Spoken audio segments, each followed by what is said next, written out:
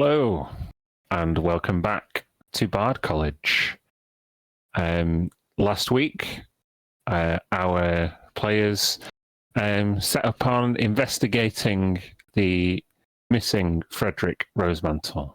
They found some clues at the Spire of Silver Candles, the scene of his disappearance some point within the last 10 days. They hypothesized the contents almost depleted of a mysterious vial that they discovered with the help of the dragonborn alchemist Vertica, that it was a particularly potent, poison or protection, or both, associated with a particular layer of the abyss. That layer of the abyss may have been the site that Frederick absconded to, but for what purpose? And are they still there? Has he returned? They seemingly think that some answers may be found by pursuing a particular half-drow mage who resides in exile on the island of Felidrandor as part of the elven group of islands ruled over by the Montagnais from Inelian. Upon further investigating the happenings in Silvercrest during their 13-month or more, really, absence, they spoke to the co-chair people, the brothers and sisters, Zajet. Faced with economic challenges and political isolation, a lack of support from the elves, they've been concerned. The strange omen in the sky, this long-lasting eclipse, reassured by the council that it's probably a natural, though rare, occurrence. The party were struggling where to focus their minds and which priority to take the lead on. At which point their meeting was interrupted by a clanghammer dwarf. He seemingly charmed his way in and then revealed his true identity to be Orinax, a golden dragon that had been sleeping in beneath one of the Cerulean mountain ranges. This ancient and self-proclaimed eternal being has seen the changes of civilizations over the past millennia and more, despite being asleep for the last few centuries, perhaps. He seemingly was risen by some disturbances close to his resting site in the Hunt-Top Mountains, and the dwarven clan residing nearby woke him, called to the possible apocalyptic event that the party are trying to avoid, the coming of Dendar the Night Serpent. Orinax blessed the party with various boons and promised his allyship in order to possibly unite some of the dragon kind against this elven conspiracy.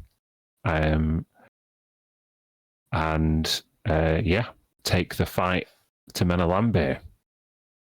And we pick up the meeting as Orinax returns to his dwarven form and makes an exit, or at least deigns to make an exit in order to proceed with tracking down the remaining Primarchs of Pain.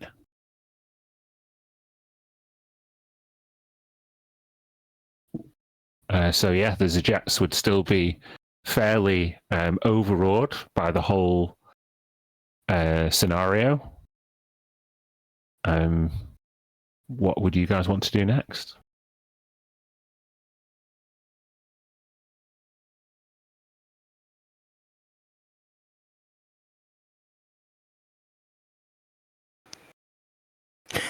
Everyone's just speechless, just looking at the space where the dragon was a minute ago. Is he left? Seemingly.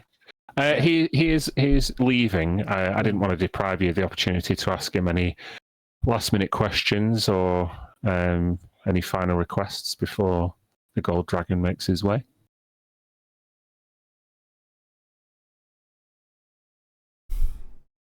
Red literally is speechless at this point. Yeah. I she's think we're fainted. Yeah, I think we're looking at. Is Red on the floor, just like unconscious or something? I think. Yeah, Tilly would definitely just like try to figure out what is this, the cast some spell on Red. He done some transformations. This polymorph's gonna go away. Tilly's just like poking Red in the face. Do you want to make a Arcana or Medicine check, Tilly? Sure.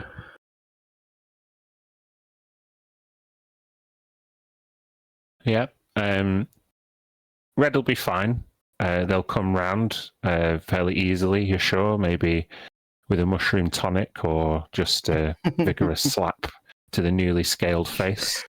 But the transformation seems permanent, and as you touch their golden scales with your hands, you notice this golden translucent sheen across your hands, which I guess in the first instance makes everything feel kind of glass-like. It's like you feel like you've got to really break this skin in. I think you probably feel quite stiff. Like I got cling filmed. Yeah, maybe. Oh wow. Red, wake up. I need to know you're okay. Just talk to me. And I'll splash some water on the face and like shake her a bit. I think she wakes up and looks panicked and down at her hands, and then and then screams, and the breath weapon comes out. Oh shit! Cool. Fire just shoots up into the air. Tilly, make a dex save. Oh my god. That's so cool. 10. That's a fail. What's the damage? Is that 4d10 damage? Yeah. 26. Oh my god. 10, 8, 6, Is it fire or something Fire, else? yeah. It's just fire. I'll cast absorb elements in reaction to this to lower it. As it almost like the absorb elements now just looks like the sheen gets less transparent and more opaque and absorbs and sucks in the heat. And she jumps out and she's got a few red spots and she's like, "Red, is it? Hey!" Oh my god, I'm sorry. All right, close your mouth. Close your mouth when you're talking, please. So, It feels different. Well, yeah. Somebody get a mirror? We have a mirror, right? Yeah, Corazel's jet kind of takes a big sheet off a huge like landscape mirror that may have been used by an artist to paint like to get more sunlight in the room and like do a big painting. But yeah, really ornate, huge silver mirror the way you can see yourself, Red, in this new draconic visage. Yeah. Just make an insight check for me. 16. Yeah, like I'm not going to tell Red how she feels about it, but this golden draconic form. You know that. Well, you will have seen like golden dragons have like particularly like long like snouts with like almost like drooping like fins, and they kind of look very regal and proud. Their horns go like back similar to a tiefling horn. They kind of go like semicircular back and almost meet behind. And yeah, you've almost got like almost dreadlock type like hair, like long, thick tendrils that seem to bunch together at the base of the skull. You know that this isn't some illusion with it with that insight check, and it feels. I mean, obviously, it feels very unusual and strange to you. I think maybe she's, kneeling in front of the mirror, like, in shock, and will attempt to cast a spell magic on herself to, check it's not some type of effect. He's really not accepting it, hey?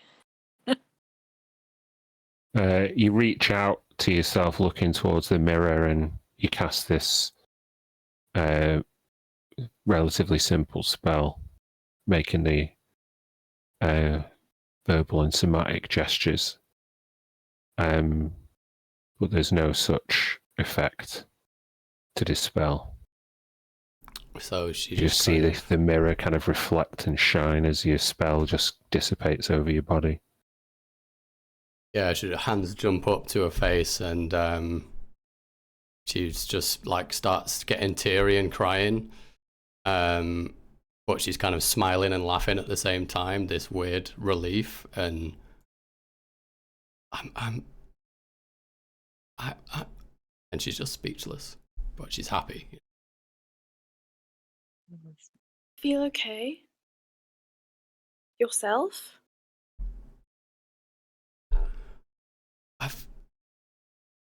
She points in the mirror. That's really me. Yeah, it kind of seems that way. Is that what you wanted from him? It's like I'm seeing it for the first time. In what for the first time? Me. It's me in there. Before, you didn't feel like that was you? No. No, I never wanted to be that thing. Oh. Incredible. Then this is amazing. Oh, this is a lot. John, roll me a D100. Days to live. 80. Never mind. Oh yeah, sorry. Go on. Oh, sorry. Is Aronnax still there? He would just be leaving, I guess. I think he would kind of, being a paragon of good, he wouldn't leave while you were potentially like unconscious and still in shock. But he would be standing in his dwarven form, perhaps talking to Caster Jet, maybe about the intricacies of like city defense and how to communicate, giving Caster a kind of break glass in case of emergency way to get hold of Aronnax. I think I don't know if I made this up, but I think he said something at dawn. Mm-hmm. Contact him. Yeah, like you will be able to basically pray to him at dawn, and he will endeavour to arrive. Yeah.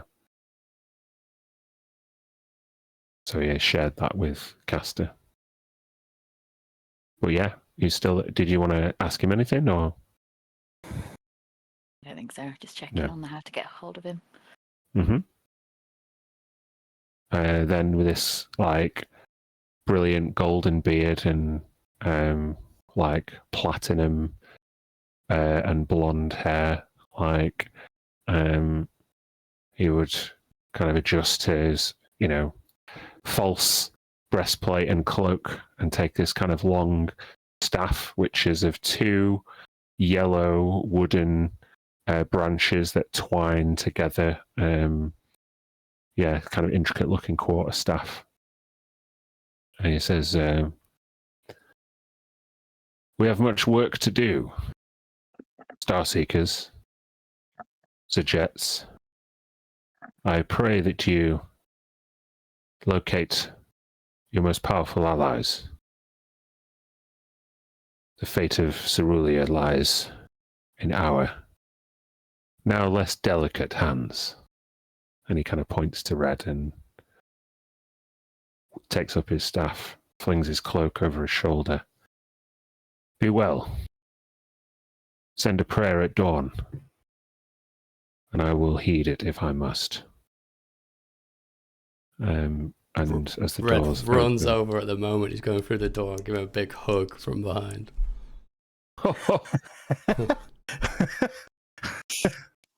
your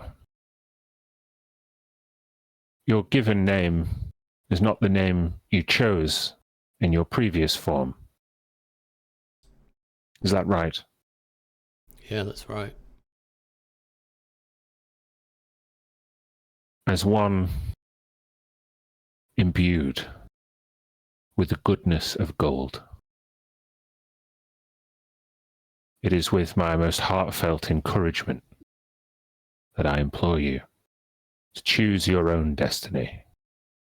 Cast off the millstones of your past and stride confidently forward into a new golden sunshine. And with that, choose a new name, one befitting of your new status. Live on and live strong. And he puts this powerful dwarven hand on your shoulder. And as you look into his eyes, you can see these two hazel and gold eyes, almost shining like brilliant suns. You can tell that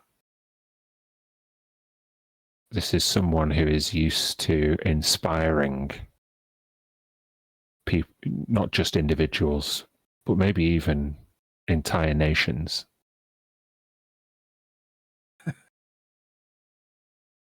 I will. Thank you. I like your beard. Big. It is. This is the beard I chose. Nice. Now, there's much work to do. We will cross paths again. Can I catch him before he leaves and just say, just something that just came to mind. I know you probably have ways of finding your brethren that I don't even understand. But in case this helps, and will briefly tell him about the secret lab of the Green Dragon under the Storm Cradle and what he had there, and if that speeds his thing, if that helps him a little bit, maybe it's worth it. So I'll tell him everything I know about that. A descent in the sewers is not the first jaunt that I envisaged upon waking from centuries of sleep. But your assistance is much appreciated. Mir actually knows, what you call them, Mir? The runes to a circle there. Yeah. Yeah, which we could share if it's any help. Mm-hmm. Very well. Do you share them with him? Yeah, if he wants them. I'll share them. When you share them, let's say it's a sequence of 12 runes, like a clock face. And he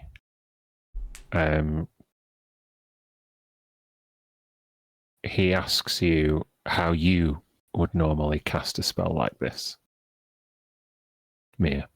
Oh, okay.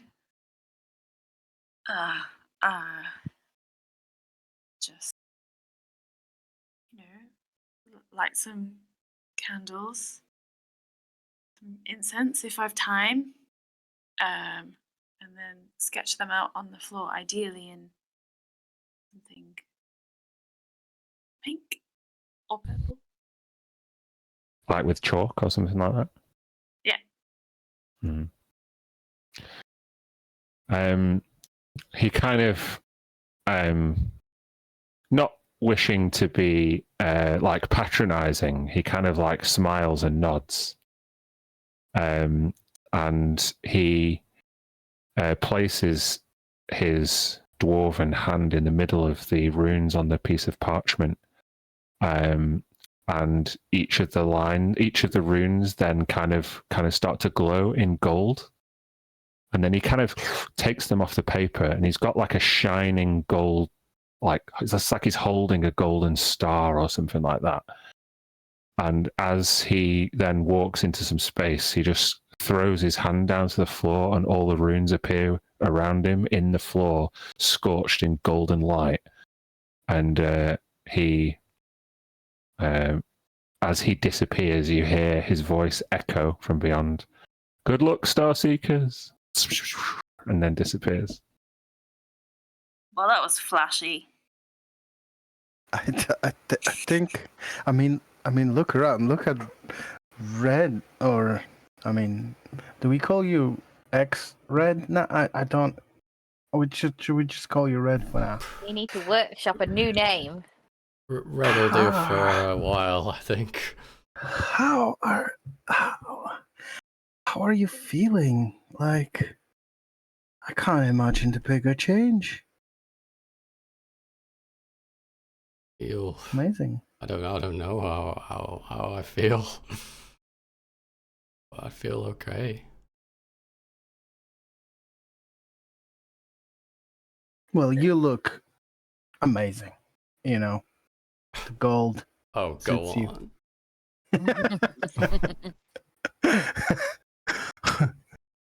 But you, Tilly, and you, Giselle, he did something to you as well. I can't quite Yeah. figure it out. Maybe in this light. It feels like You feel different. definitely. It's like, even if I like try to scratch my hand, it just feels like it's gonna withstand more. Or maybe not magically, but like, yeah, physically. It kind of is like some sort of a weird tan at some angles. I'm into it. I've always had like very fair complexion and could never really tan, and this is not bad. He's done me well. What about you, Giselle? What do you what's up with you? I don't feel physically different. I do feel like I'm more connected with dragons, though.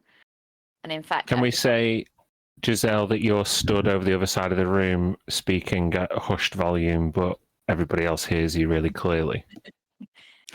Yeah. Wait, 300 you- feet away. You can hear me too. how are you doing this? How are you doing this?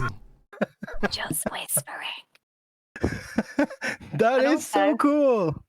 I think I can talk Draconic now. Hi, Red, in Draconic. Hey, I understood that. Hey, Well, look. it's another language.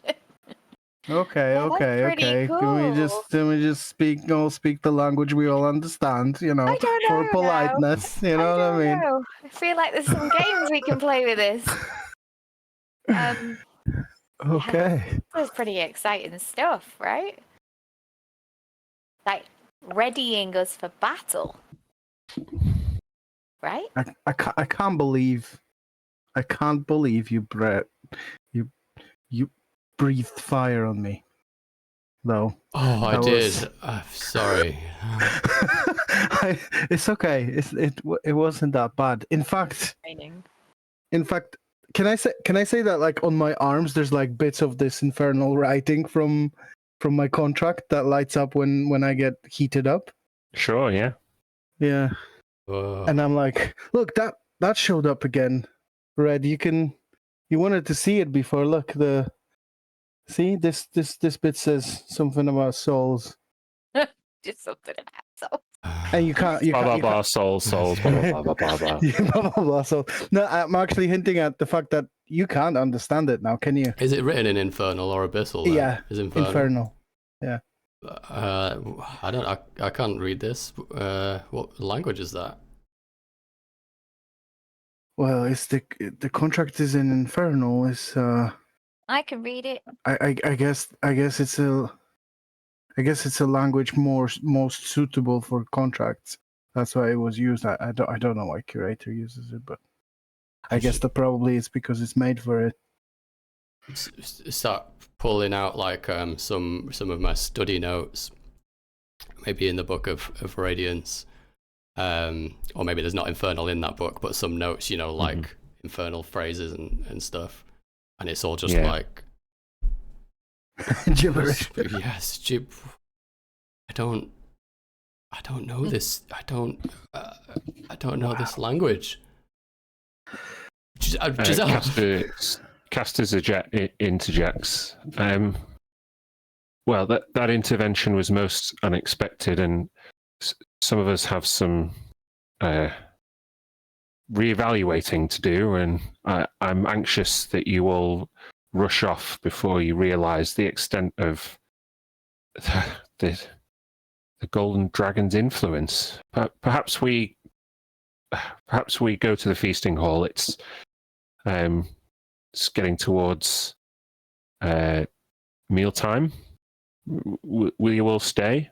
Perhaps you can decide what best to do next after a full stomach and just a little bit of time.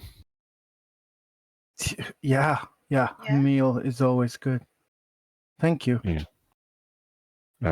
And they usher in a few more courtiers, and there's a gong, and then you're all redirected to the feasting hall, a place where you've been in and even fought battles in before. Even cut somebody's head off and yeah. Awesome. Yeah. So before long, you are served a meal that was already prepared. Befitting of a head of state. Pork loin and not the most kind of diverse spread of like different vegetables, but certainly the best that Silvercrest can provide. There's also some like peaches and some various cheeses and things like that. Cool. And some sweet late summer cider from the surrounding farmlands and orchards. But yeah. Oh my god, I'm actually parched in that breath. Really, like I'm so thirsty, and pulls out the iron flask. Oh wait, this isn't a drink. This is the iron flask. Oh my god, we've got Hector in here. What the fuck are we supposed to do with Hector? What? Oh. Did you just almost? I almost drank him. Oh no! Oh shoot! What about the one with coffee in? Maybe you like coffee now. Oh, maybe you like coffee now. Take out the coffee. It's a specific item, isn't it? Was it? Yeah, it's a endless coffee thing. You didn't take it from me before, but it's a endless coffee thing. Where is it? That is true. You're gonna have to maybe Bottle rediscover of boundless coffee. everything that you like, or maybe some of your tastes changed, or. Want to try it, Red? Yeah, Give it a sniff. every meal, every drink could be completely different. in this physiology and Still hate coffee. oh no. No, still not for you. Oh, Giselle, womp womp. One of the waiters who's now covered in coffee just like exits without making a fuss. Oh no! Oh, I'm so sorry. Oh. Does that mean you can't? You know the little book you have with the name. Is that still with you? What? Remember the book that it helps people stay alive? Oh, the Book of Yeah. Radiance is it's still here. Like, Oh, okay. I just don't. If I find phrases in Infernal, like I don't understand Anymore. them. Yes, Do you it's going to feel- be interesting, right? You still feel connected to Mendrian? I can trip up a light.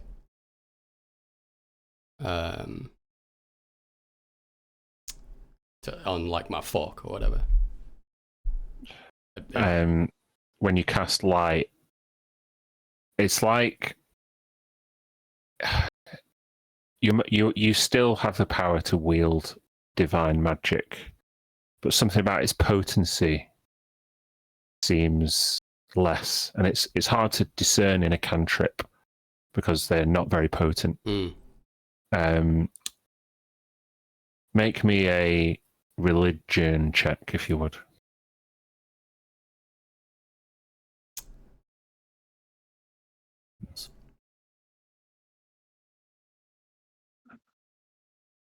Oh, 20. With a 20, feels like,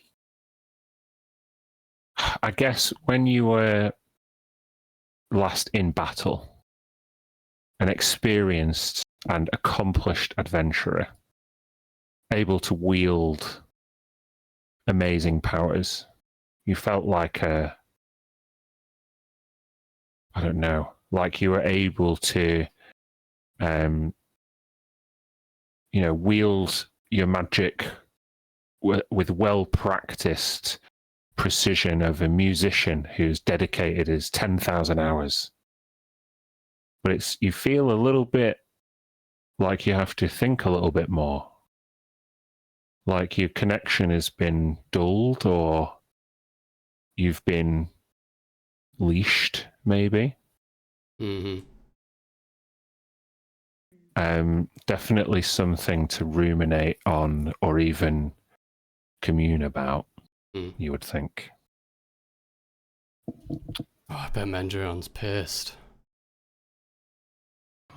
I'm pissed at Mendrion. And I'm pissed at Lathander. Oh, I'm not supposed. I don't think you're supposed to say that.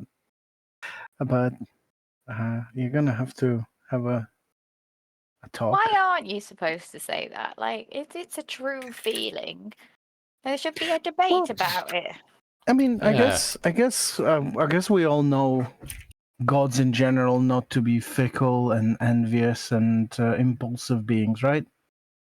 No, it's actually the opposite. They actually mostly are those things. I don't know much about them. I try to stay away, unless the ones that are. We had really interesting adventure with some of them before you joined us, Giselle. Where we all became like champions of some of these gods, and they were crazy. Is it good or bad? Well, I don't know. They helped us lock away this evil thing. So Good. yeah, but like, yeah, Tisha was there, and she had one, and Smoke had one, and Jacob had one too. Do you have one? I was the Frozen Ladies champion, yeah, until I gave it away to Sonia, actually, from last Hallow, which you have no idea what I'm talking about. Yeah, long story, but I'm no longer. Oh, you're no longer a champion of a god. No. No. Mia, are you a champion of a god? Mister a god. Was different to everybody else. I was not a champion in the same way, but I consider myself working towards that, I Yes. would say. Okay. But I don't think it will be the same as when they were taken over. Hmm. Yeah, that was unique and crazy. And really, really crazy. I'm kind of glad it's no longer there. So it was fun. But Red, I guess you're having some. Do you need some time now? Do you need to go to the side and pray or something? Do you want us to give you the time? Maybe not right now. I need to. I don't even know what I need. I need to eat this food. let's do that. Ravenously hungry, like Mm-hmm. spilling Alright. everywhere. Not used to the new face. Okay. So so what next? What are we gonna do next? Crazy stuff. Well, I'd like to send a message to Joxy, whose Mhm. name has been raised a couple of times as someone that might be interested in the goings on in Silvercrest. She might be able to shed some light on what's going on here. Mm-hmm. I'm saying that I would like to do it, not that I'm doing it right now at dinner. Okay. I guess there might not. There's probably not much point in trying Freddy because they have been trying him for days and he hasn't been responding to them. But I kind of feel like I think like it is important to find him because he might have some really crucial information. I might still try him just to see. Just to see, just on the off chance that he'll reply to you, maybe because maybe he didn't. Sometimes when I try to reach out to someone and there's no response, sometimes I can tell whether the message has gone through or not. And that Gotcha. Maybe, yeah. That sounds like a good idea. Do you have any other clues on? Scrying work. Could have tried that. That location, like a compassy thing. Maybe. We don't know. Yeah, we don't know if he's still there in that 500 and whatever layer it was, or somewhere else. If he's on a different plane of existence, it won't work. Okay. So I think I'd send him a message first. I think I'd also like to check in on Madani. Right. It's been a long time. He got lots of messages to send, like a whole lot of messages. Got to catch up. Lots of on correspondence. correspondence, yes. I got lots of correspondence. Yeah. Maybe, yeah, if we could walk around, visit some of the places that we haven't visited in a long time. Maybe see Ruby. Restock on some jewels if we need any. I don't know what else. Just walk around the town and make ourselves seen. Star Seekers are still a symbol, even though it's been 13 months. It might just help the mood if we walk around with, lights and stuff, and then maybe before the rest, you can do all your messaging. Mm-hmm. Don't know what else to do. As you finish off the meal, kind of like that was probably an evening meal, given all of the investigation that's been happening across the day at the Spire and the Apothecary and the Council and Noranax and yada yada yada. So as you begin to finish up, the day moves into evening. Although the light does not change, this strange eclipse is still hanging in the air, giving everything a kind of grey haze with a kind of golden sheen. It feels like it's early morning or dusk, or it's just very strange. Everyone kind of seems still a bit discombobulated. You get people who turn up for their shift working within the Castle Broadgrove who are late. People are just, apologizing and adjusting, and all the clocks are kind of, out of whack. So check out the sky as we walk out and see this eclipse again on the sky. Can I spend a little bit of time to actually looking at it, because it's so weird. It's obviously not natural.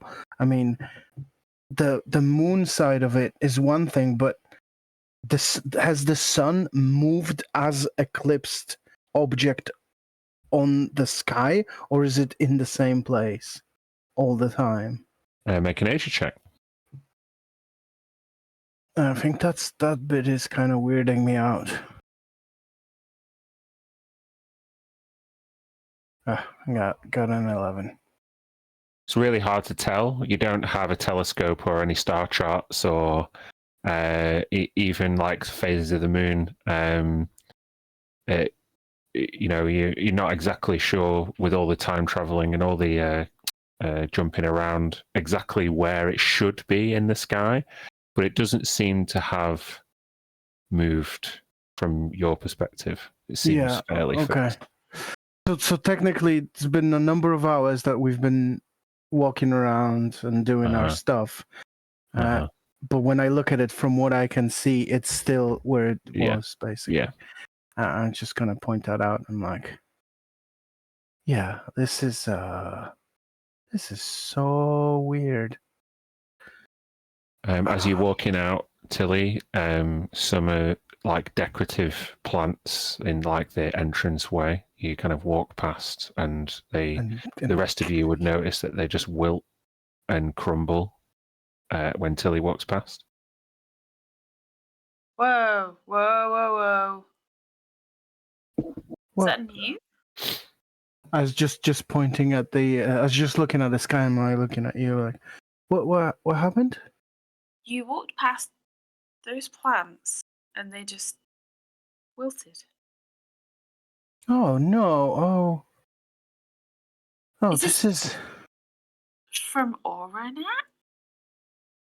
No. I was going to. That mint in the This is not a coincidence anymore. This is like the fourth time. Are we sure it's it happened before, and then it happened with some fresh cut grass in the apothecaries, and now it's here. It's not. It's got to be something with me, right? Unless it's Giselle. Giselle was with me in the. Giselle, can you walk over there and see if you can make that plant die? Me, but I'll do it anyway. See, look. And Plant's fine. and then I'll walk over as well and like Yeah, see it die. Yeah, so 2 hanging baskets. The plants wilt, and the soil basically turns to sand and like drifts out the bottom of the basket as the Oh. leaves kind of blow away on the wind. Stop. Couldn't Yeah. hear. That's no good. Can I like give it like an examination a bit, like see if I can see anything that's different, or From what Do you- perspective? Like medical or magical? I think Arcana. Yeah, make an Arcana check. Oh, what's it? Oh, dude. Nothing that you can Dude. detect. Dude, I needed it. No. All right. Okay. I think Tough. I'll be like, okay. This is clearly no good.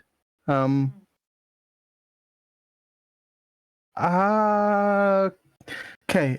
There's got to be something that changed. So, I'm gonna walk my steps. I'm gonna walk back with everything that I did and everything I got, and then I'm gonna spend another hour, probably, just doing experiments with undressing and moving forward and backwards and leaving things and then testing the this thing that's happening to me, whether it's me, whether it's something on me. That's like a logical thing I would check. So if I Sure. picked something up, Could I like maybe while you're doing this and maybe the others are trying to like bring like plants back and forth to test or whatever, like I'll just grab your arm for more plants. for like 11 minutes and I'm looking in my book and like reading and trying to figure out, and I'll cast Identify on you as a creature, as a ritual, to learn if any spells are affected. Well, we will find out after the break. Ooh. See you in 20 minutes, folks. See you soon. See you soon. Bye.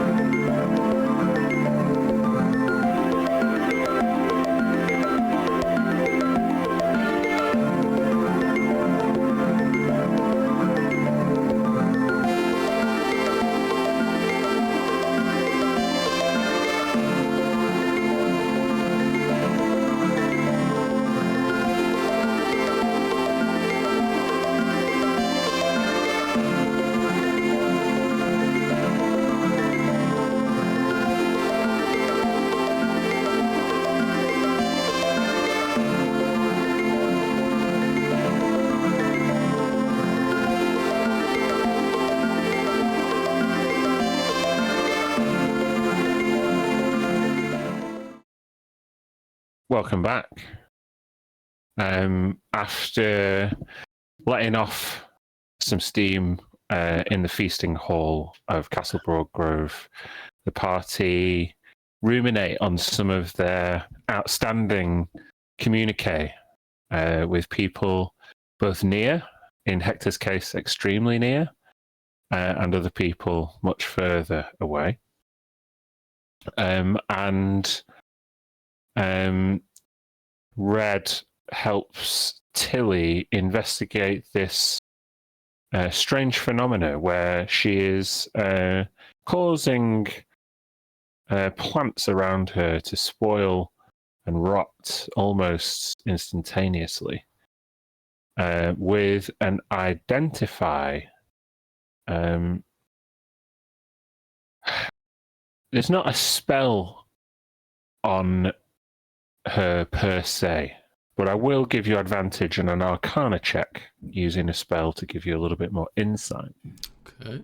I help with guidance. Ooh. Sure. Right, scales a bit. 19.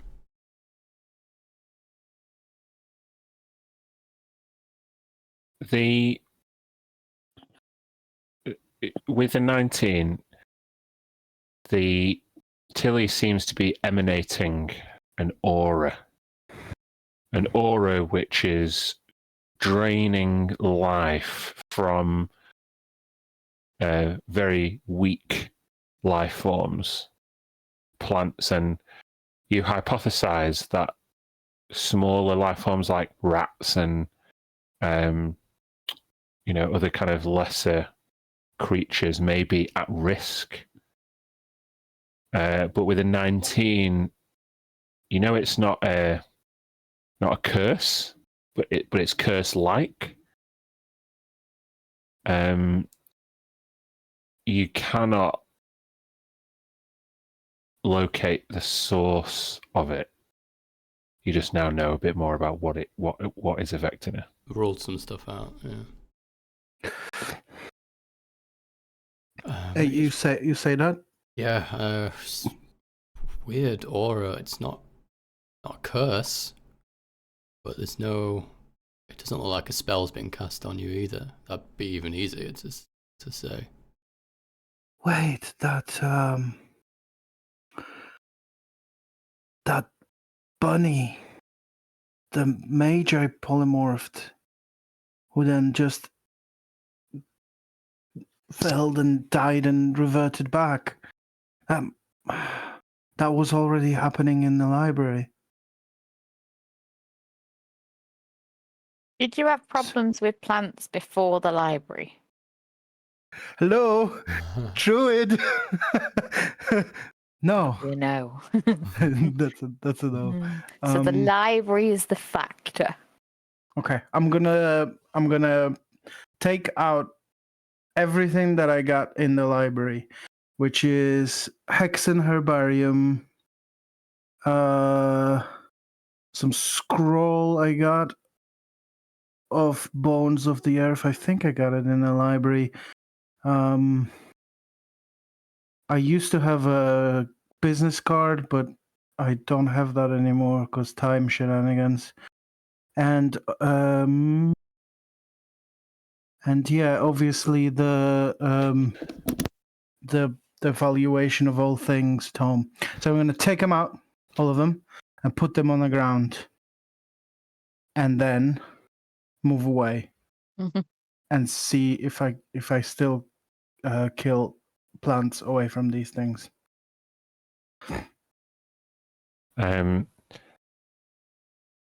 You're now just. Do you enlist the help of some people to bring you some plants? Is this the third or fourth experiment now? That makes perfect sense. I actually had something for that before the break. I am going to use my where is it?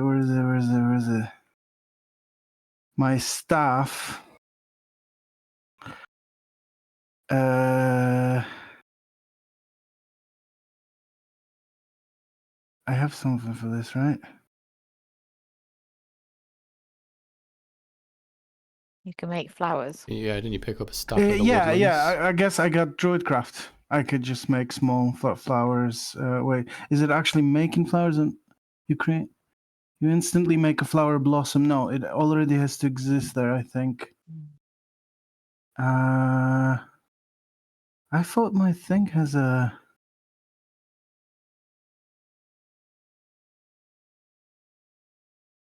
No, stuff of the woodlands. Doesn't it have? It doesn't. Would I be able to use but that experiment's not gonna. Yeah, so I guess I don't really have anything. So I'm gonna have to walk around and look for plants or ask the servants to bring me pots from all over the castle. Just make a persuasion check.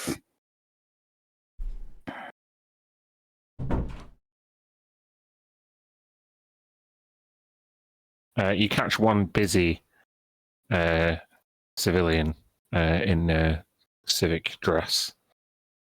I'm sorry, you want me to just bring you some plants? Yes, some potted plants, please. And here's 10 gold. Please hurry. Okay. Sure. He runs off. Roll me a d4 plus 1. Okay. 4. Yeah. Okay. Returns a few moments later, having paid the castle gardener for all the plants that he was currently had in a wheelbarrow, 10 gold, and then I really don't want to brought kill them over. Okay, so yeah, I will ask Giselle for help. I will ask her to keep the 3. So we've got 4 plants. I will ask her to keep the 3 completely 50 feet away, and then have one hold one 30 feet away from me. I put those things on the ground, and then go to see her. Go to approach Giselle with that one plant. It's tulip. Feel bad about this, I know, but I guess it's better than the animals. Hold on 1 second. It's pink and yellow. Oh no. Very proud of itself. Tell us its name next. Break our heart. Oh my god, I'm not casting Speak with Animals on that one. I can.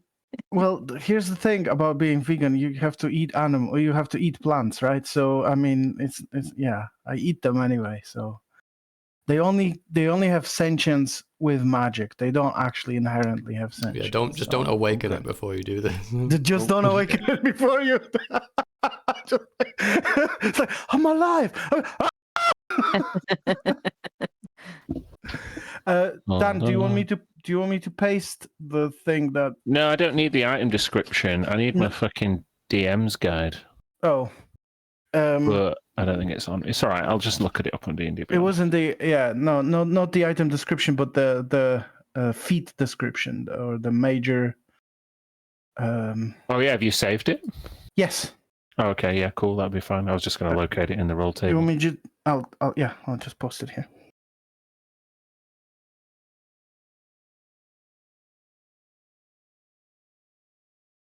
Yeah. So I guess then you discover that it's not the proximity to Tilly that is the problem, that it is the proximity to the book. The plant survived. Okay. Right. That's okay. So we need to do something about that. I can't be walking around with a book that kills plants and animals. But it's also really important, I feel like, if we ever get to Pandemonium and deal with the curator. Can I do a test with the remaining plant of what is going to happen if the book is in Bag of Holding? Just thinking that technically it's not 10 feet away from something because it's not on the same plane of existence. So I'll just test Yeah. that. As you pick up the tome and go to put it in a bag of holding, you disappear in a column of fire. I disappear. Yeah. Oh, cool. That's great. Whoa. Where did she go? No, no. Nice Can we trick, look in- Tilly, but we've got stuff to do. Is the bag of holding still there? Yeah. Empty it. Turn it upside down. Yeah, I'll see if Oh, there's be a careful. Tilly to grab out of it. Don't, hold on a second. Don't we want to not turn a bag of holding inside out without double checking how these things work? Why? What happens? Something to do with rupturing the universe or something? Okay, Whoa. you get her out. Can we pull her out like she's something that we've stored in there? You think Tilly's in the bag of holding? Maybe. Well, yeah, we until that Yeah, comment. you reach in and you think, Tilly, is she there? You can't pull her out. Or the She's book. gone. You think about the book, reach into the bag of holding. It's not there. She's dead, isn't she? Oh my god. Is there We lost her for life. any marking left behind? Like, Oh, yeah, like scorched flames on concrete below. oh shit. Tilly, Red says aloud. Yeah. you are summoned. Sweet. Seems as though your intention to distance yourself from the artifact, whether this is a coincidence or not, you wouldn't be sure, but you find yourself in the 8th layer of hell. Let me just describe that for you. I think that's Cania. Hold on. Maybe she can get my soul back. Separate adventure for Tilly. No?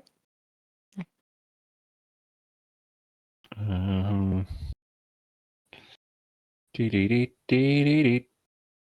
No, it's not Cania. That is the final layer.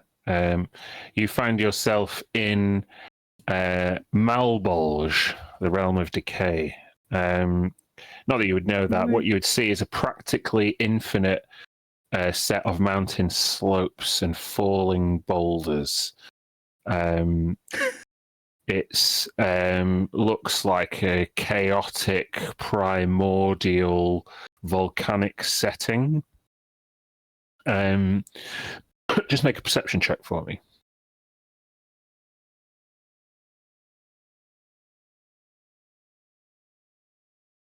With a 13, you see rock slides. You even see the winding river Styx in the distance. A thundercloud that is crackling with acrid ash and smoke. The smell of acid and blood stings your nostrils until you focus in and realize that you are stood in a coliseum. There are baying imps and devils taking audience at the Colosseum, where you're not witnessing a battle, not of physical prowess or arcane dedication, but a battle of wits and lawyering. It seems as though you have been summoned by the prosecution. God, I fucking love being put on trial, don't I, in this game?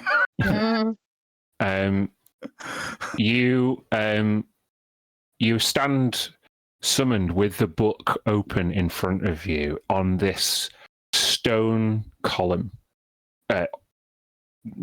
80 feet off the ground. You are chained to the book. Sweet. So yeah, in this Colosseum, you see, you hear the kind of listening and talking. You've been summoned, and you have a few moments to listen. You hear Visago, a cunning devil known for his ability to divine secrets and manipulate fate, is pitted against Balberith, a master of contracts and a keeper of infernal archives, over the fate of a singular human soul.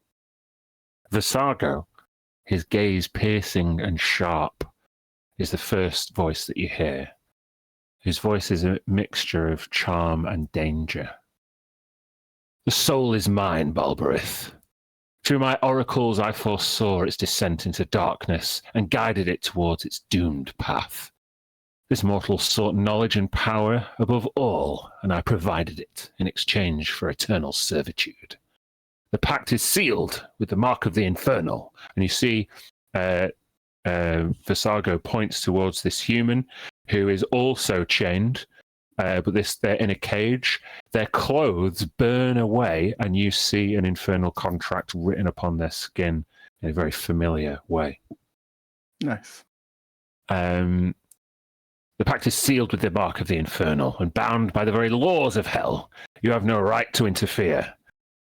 Balberith is this huge opposing devil with like shorter wings and a really kind of large frame. Almost looks a little bit like Orcus, who's obviously a demon.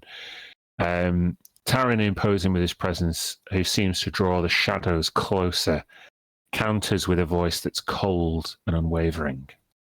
Your foresight fails you, Visago. In the twilight of their existence, this mortal recoiled from darkness and sought redemption. They came to me in disguise, offering their soul in exchange for a chance to rectify their misdeeds. According to the infernal codices, a soul's last will carries immense weight. Their final plea for salvation nullifies any prior agreements, and by the ancient laws that govern us, that soul's last bid for redemption grants me ownership.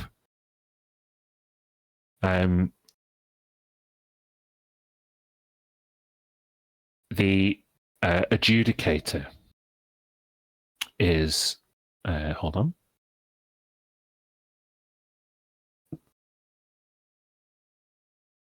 The adjudicator is Malagard, a hag countess. They sit amongst a throne of bones in the middle of this Colosseum, seemingly grown to a ridiculous size. They look down upon you like Godzilla looking down at a tiny, infinitesimal peon of a mortal. Well, before I reach a verdict, I have summoned a keeper of the accounting and valuation of all things.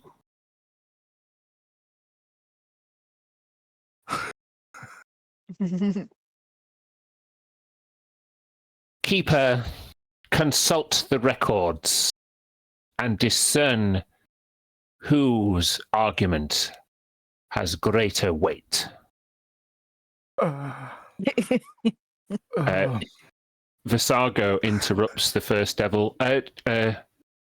Your grim graciousness, please allow me to acquaint the keeper with the facts of the case before they reach a decision.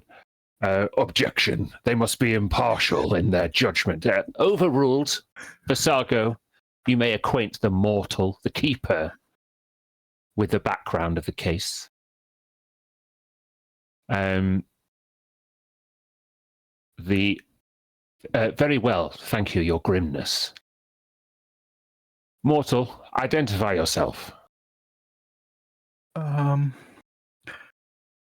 Hi, Matilda Holytop?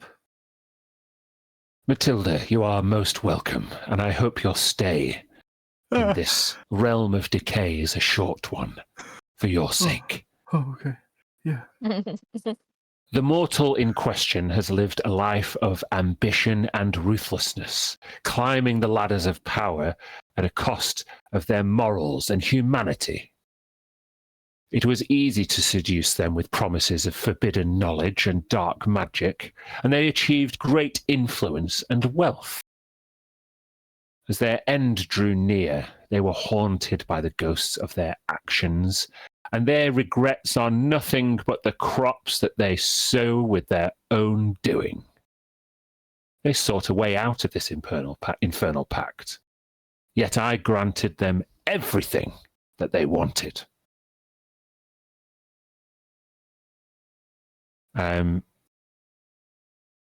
Balberith then turns to you. If I might have the same honor. Tilly, in a moment of desperate clarity, this mortal wanted to undo the harm they'd caused. I granted them that wish. A prick of their conscience, so rare and profound in mortals, that I was able to grant that wish and rewrite their eternal fate. What is on trial here is not the strength of their original conviction, but whether it is right that one is allowed to change their mind, to renege on a bargain for the right reasons.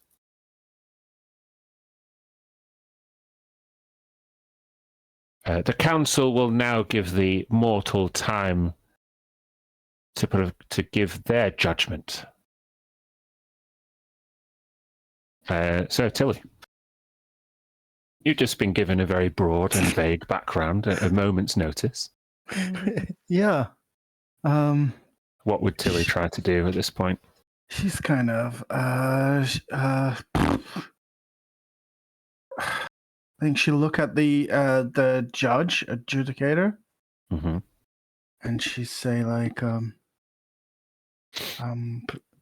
please forgive me my ignorance in your proceedings and procedures. Is it allowed for me to ask further questions? In order to reach your conclusion, you may ask the defendant, and they point towards this human in a cage.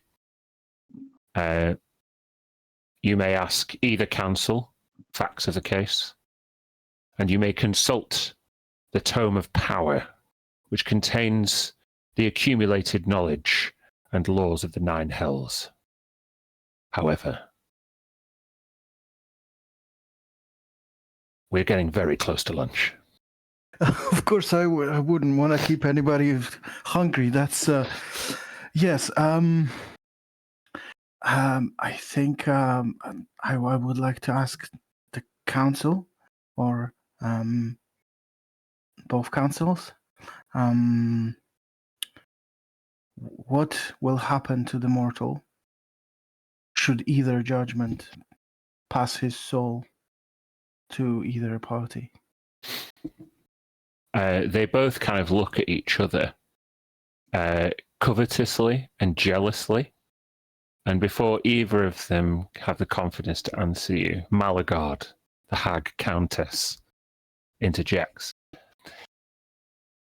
Unaccustomed as though you are to our traditions here in the Nine Hells, you must know that either way, their soul will be bound to either Visago or Balberith, whomever you grant ownership, and they will toil here in Malbolge, the realm of decay, as a lemure, until they can accumulate enough influence and power to climb the infernal ladder.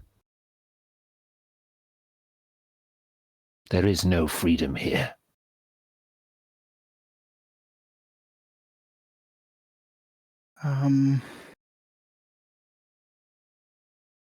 Okay. I will turn towards the soul on trial and say, Hi. Nice to meet you. I mean, it's a bad circumstance, but They look at you like they've got like scorched, burnt skin. They're chained in iron chains in this cage. They grasp at the skin. Please, I only wanted to do good. I did some bad things. I was drunk with power, I admit. But you have to get me out of here. And when his pleas are drowned out by uproarious laughter from the gallery, full of imps who know that his fate is already sealed. what's your name? I don't remember. They took it away from me. Oh, that's sad. What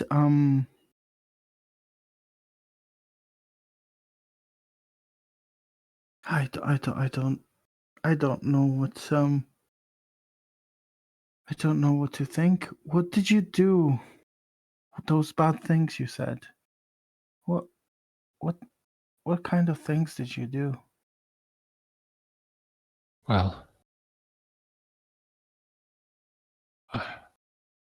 I did. My initial desire was to be the most outstanding mage in my class. I saw some of my compatriots studying hard and advancing more quickly, and I knew that I was at risk of disappointing my family if I didn't graduate as a true arcanist. I may have given up, taken a shortcut from the studies, and offered my soul to Visago for control of his powerful magics.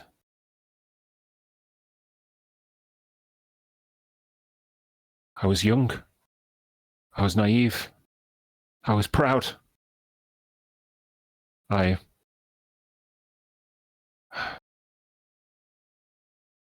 My insecurity wasn't sated by these new powers, and in order to ensure that I graduated at the top of my class, I used Visago's power to kill my nearest rival. It's a shadow that's haunted me and followed me throughout my career, no matter how much richer and more successful I became. I could never shake that bitterness. I sent packages of charitable donations and other ruses to the deceased family, but they could never know who they were coming from and why they received them. It didn't do much to slake my regret.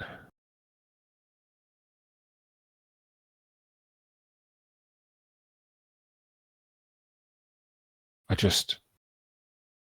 saw their family fall into disrepute.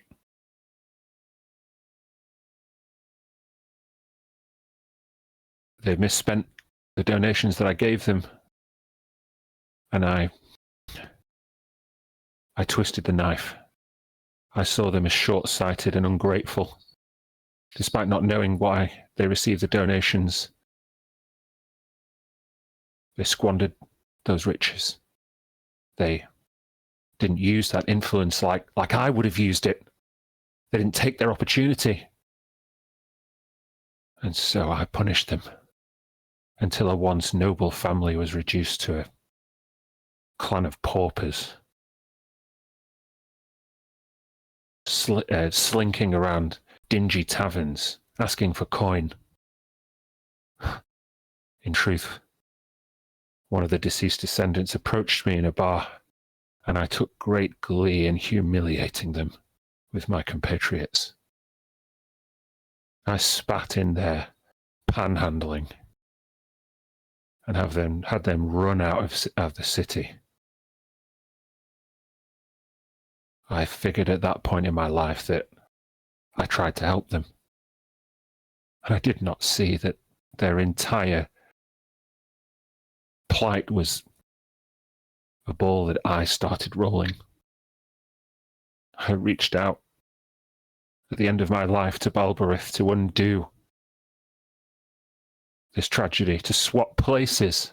It was me who should be dying in the streets, and it should be the deceased who reclaims their rightful place as one of the most influential mages.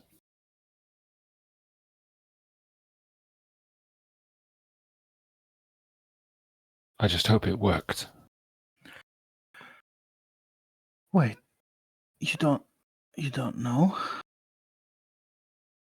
When I made the bargain to sacrifice my soul, I was on my deathbed. It was my last wish.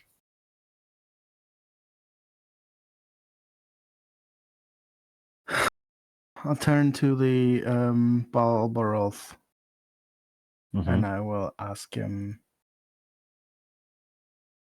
what happened to the deal that he made. Did you make good on it?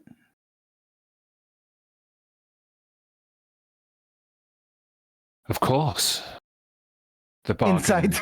was made in blood. Yeah, you can make an insight check. Damn, those rolls today aren't good.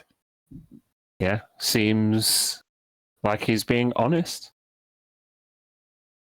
He then, in order to convince you further, conjures an image of a basically like, you know, when Sean Connery escapes Alcatraz in The Rock and they give him like a haircut and all that kind of stuff, like they give this pauper like a winning lottery ticket per se, and he just becomes this newly appointed archmage.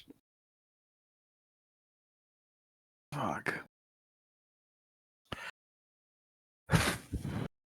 Is there anything? Okay, so at this point in time, just out of character, I got this guy who is whose fate is to either be imprisoned and tortured by one devil or the other. There is no good option. There is no indication that either option would be in any way beneficial to him at all. No, it's there's just two devils arguing over whose property his soul is. Okay, all right. I'm in hell. I am not going to mount a rescue. I think I don't know. Is there anything that I think, dude? This is hard, but can I look into this book that I've been brought here because of? In search of something that would allow me to, like, I don't know, save this guy and send him somewhere to a less horrible place, like a third option. It's however unlikely that is. The best option that you can even imagine, I think, is to nullify, basically have the contracts cancel each other out. But which that means would his soul would be. His soul would go into purgatory and go to the fuge plane, basically. Okay. How the fuck do I do that? If that's what you want to do, then well, there's two things you can do. You can attempt a persuasion check to, having looked at the book, advise Malagard, the Hag Countess, that actually both devils' agreements cancel each other out, and that actually to award the soul to one or the other would be an infringement. So it's like a loophole. Or you can get the accounting and valuation of all things to speak for you. However, they may not be as sympathetic as you are. So you can either make the persuasion check yourself or ask the book what the letter of the law is and get it to provide the evidence. So are you talking about the negotiation tactic thing? Exactly. Here? Yeah. So that is the thing that like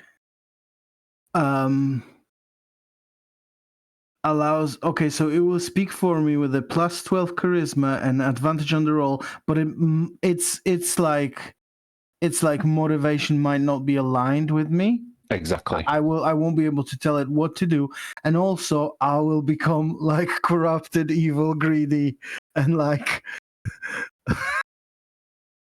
and then fucking suffer 66 necrotic damage at the end of it. That's fucking great. This is the best item you ever gave me. God,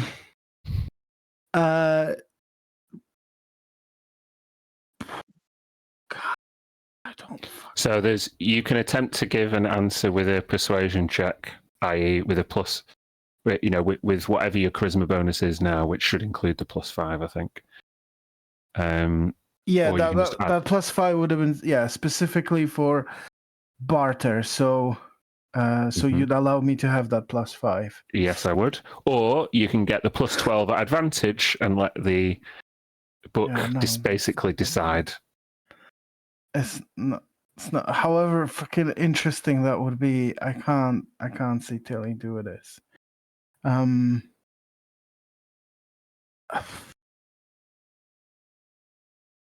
going to try and do this myself. Right? I've got put in this situation for whatever reason.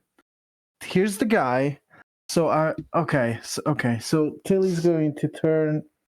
Is it possible to cast a spell? Or that's gonna be dodgy? That's going to be difficult because you are in chains. He gotcha.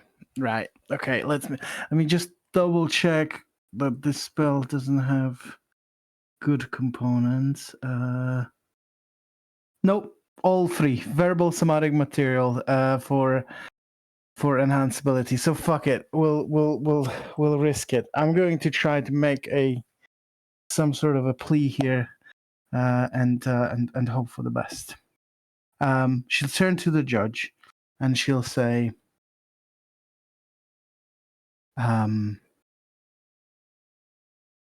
"Your Honor, is that the correct way of addressing?" They hunch down. We've got here a soul of a human who has done a lot of bad things in their life, driven by greed and desire for power and all the things that bad people are driven by. But it's not also so simple, as you all know here. People who make these deals as your job for longer than I have ever imagined to be alive. You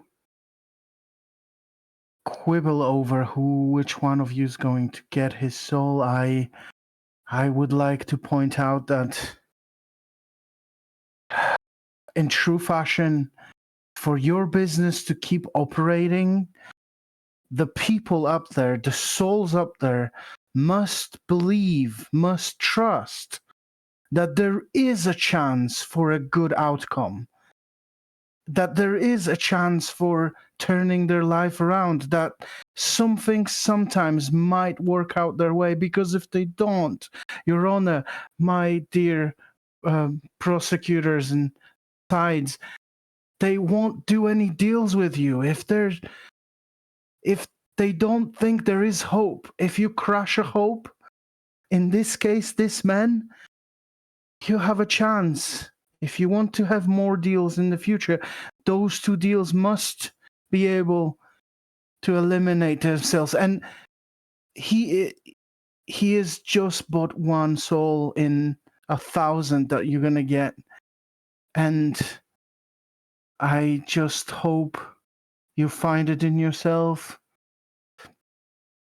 to see past the mistakes that he made and realize that, at the very least, the change in his character and what he wanted to do by the end of his life was selfless. And that doesn't put him as a toy boy for one of you, frankly. Make a persuasion check with a +5 to your charisma. Oh, +5 to the persuasion check. Okay. I'm just gonna roll it. It's a high DC. If you didn't. Yeah, no. I get it. This is a.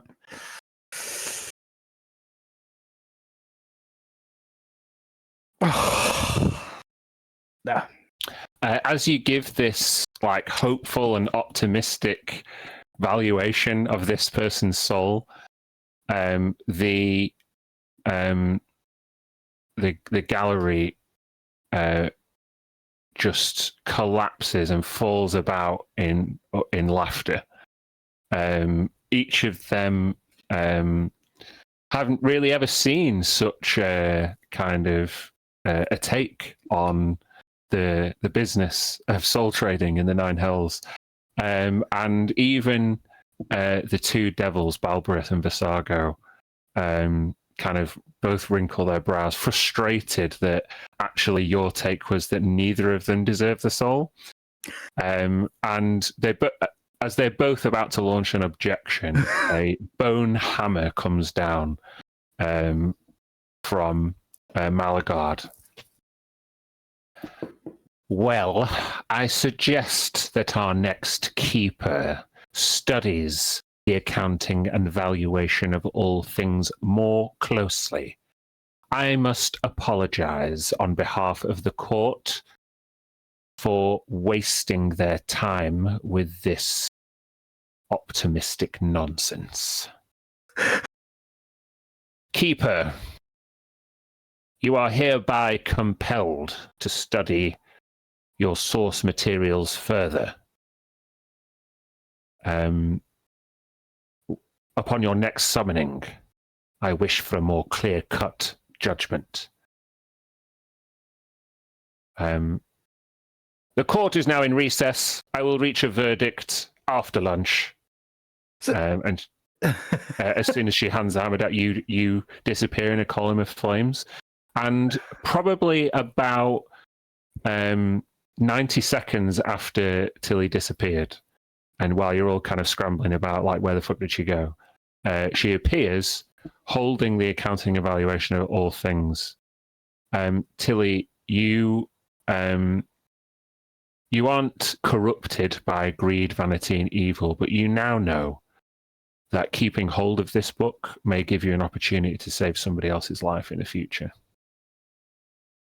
Like, or not save somebody's soul in the future. The experience I just had doesn't fulfill me with hope for being able to achieve this. But it means that maybe studying it more might give you more power next time. I still need to solve the fact that I'm killing animals and thingies, so I don't know how to reconcile that. I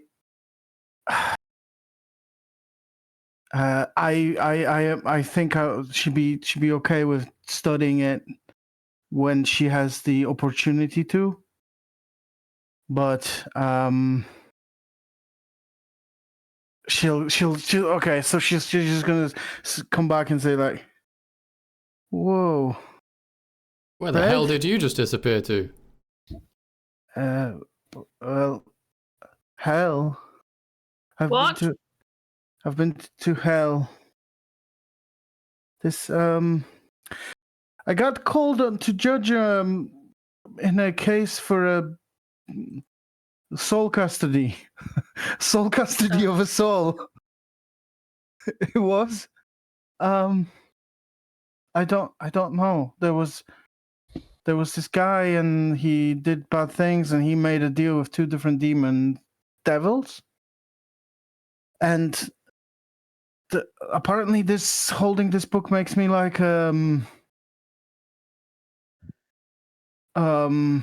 consultant, I want to say.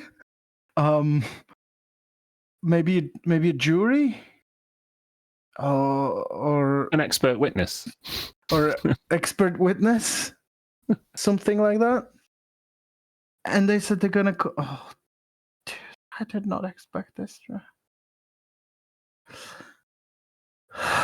Wait, so putting the book in the bag didn't do anything? I don't. I no. It's not I related think. to what?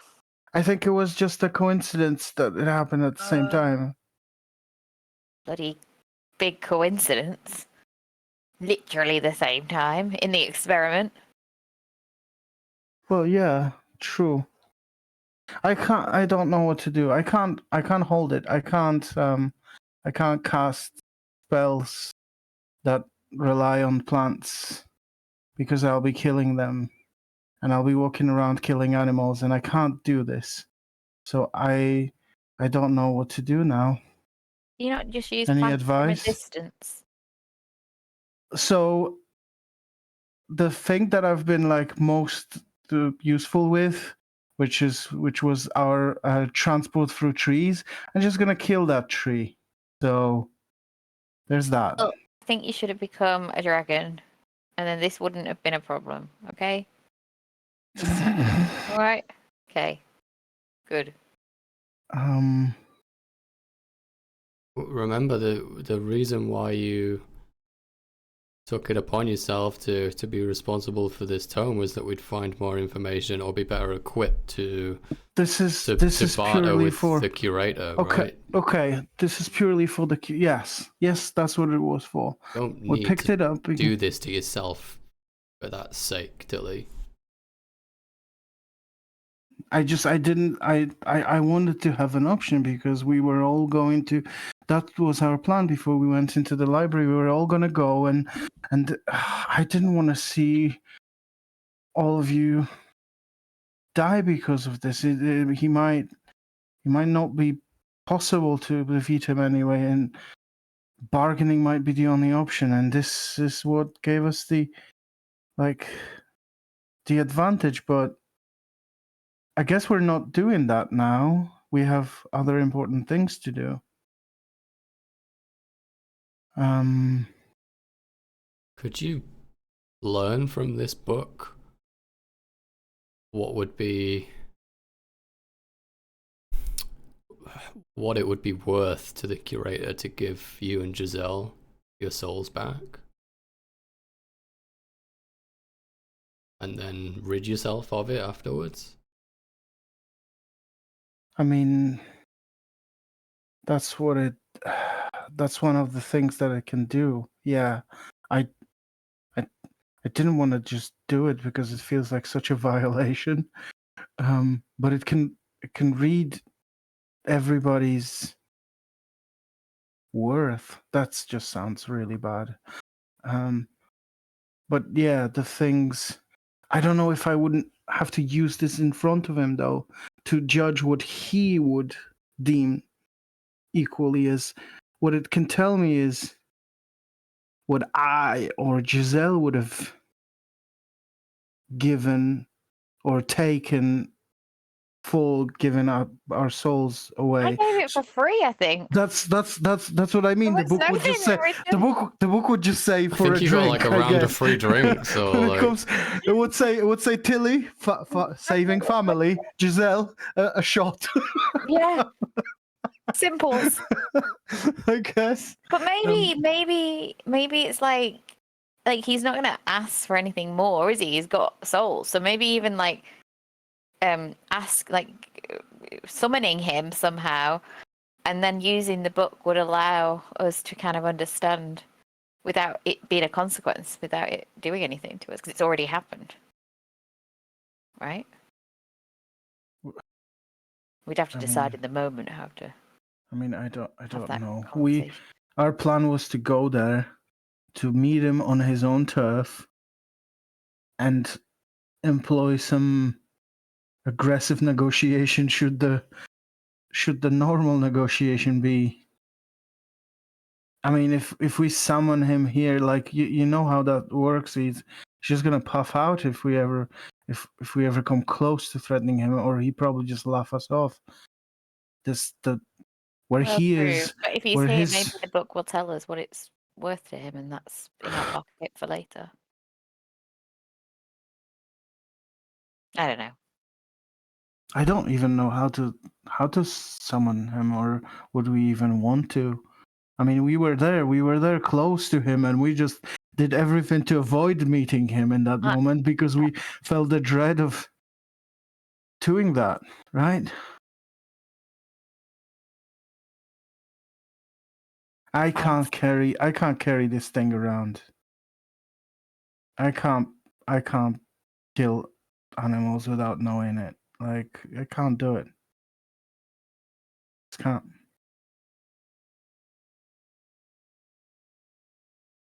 So unless anybody has any other ideas, What are you gonna do? Leave it here? I'm going to unattune from it and then give it to Mir for keeping in the museum.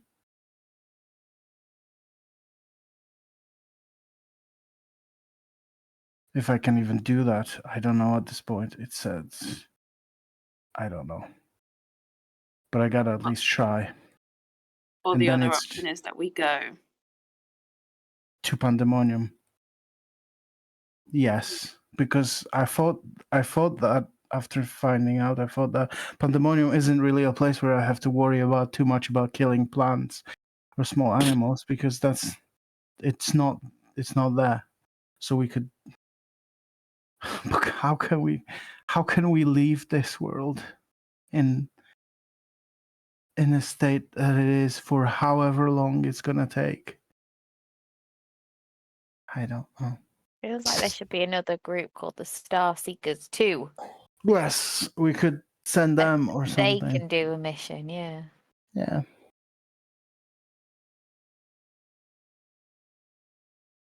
I mean, we could try the book thing. We just find the most depressed person here and use them as bait to strike up a deal. And that will bring the curator. And then we stop them at the last minute and say, ahoy! We need to know what our souls are worth. Probably another soul, to be fair. Generally how it works. Yeah. I don't know. I don't know. Tell me what to do. I don't know what. Kill animals. Yeah, Just accept that. it. Yeah. Accept that one. Like, tell me Oh. anything else.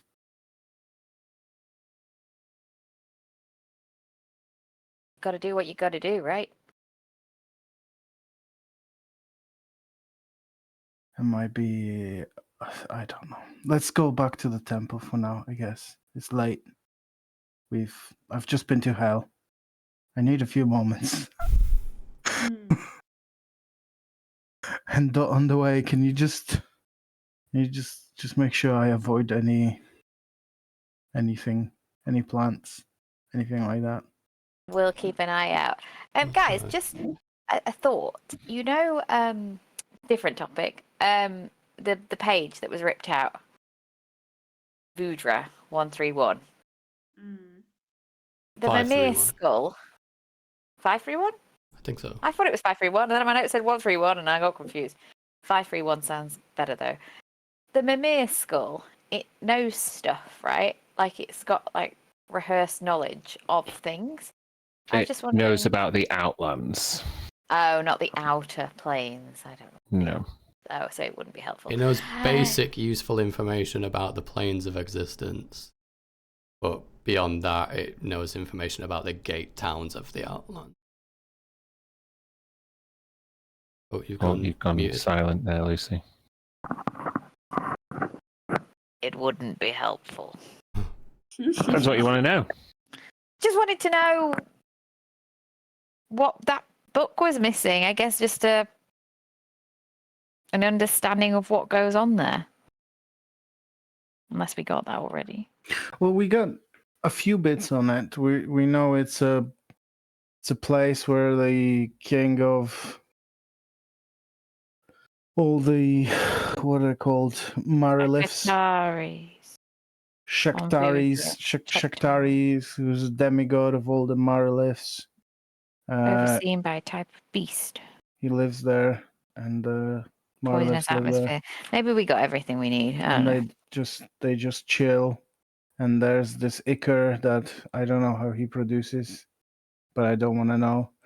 And then if some people from other planes drink it over there, apparently, it helps them breathe and survive, I guess. And we think Freddie ripped this page out for knowledge. Potentially. Yeah, potentially, yeah. Okay, let's go back. Oof. What are you thinking, Mia? Don't know. It's a big conundrum of what to do next. We'll sleep on it. Sleep on it. Yeah, maybe. Yeah. By I the way, guess- guys, it's so fucking dark out here. Yeah. Twilight. Yeah. Is this what everybody else has been seeing? What do you mean? Oh, you can no longer see in I don't have darkness. dark vision anymore. Oh, damn! It is dark. That's what I've been saying. Holy It's shit. always been dark. Oh my god. That's Where are you going next, guys? I think we just go back to the temple. Pandemonium right now. Let's Just- go. Let's go. Go now. Yeah. I think if we go for a long rest, I'm just gonna say, Mir and Red, you end up, I don't know, communing, talking to your gods tonight. You might. If you want to ask them a quick question for Tilly as well, then I'd be forever grateful regarding this bloody book. I'd be.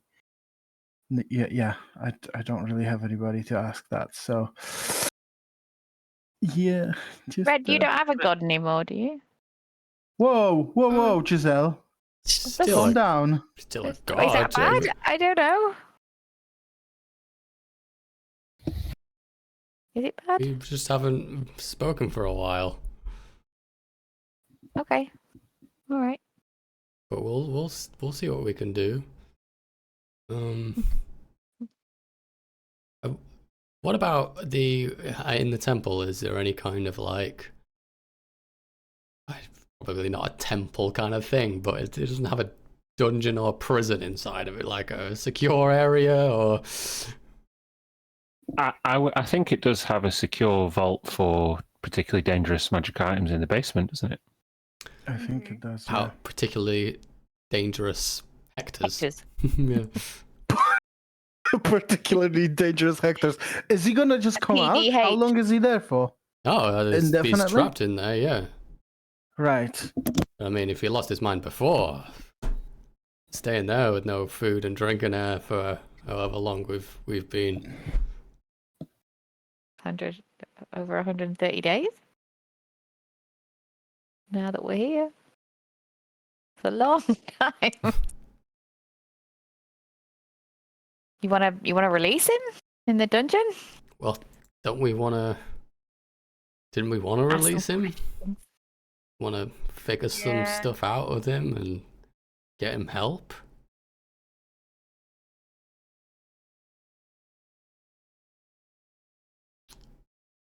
What if we go to Pandemonium, but we leave some instructions with our most trusted allies here?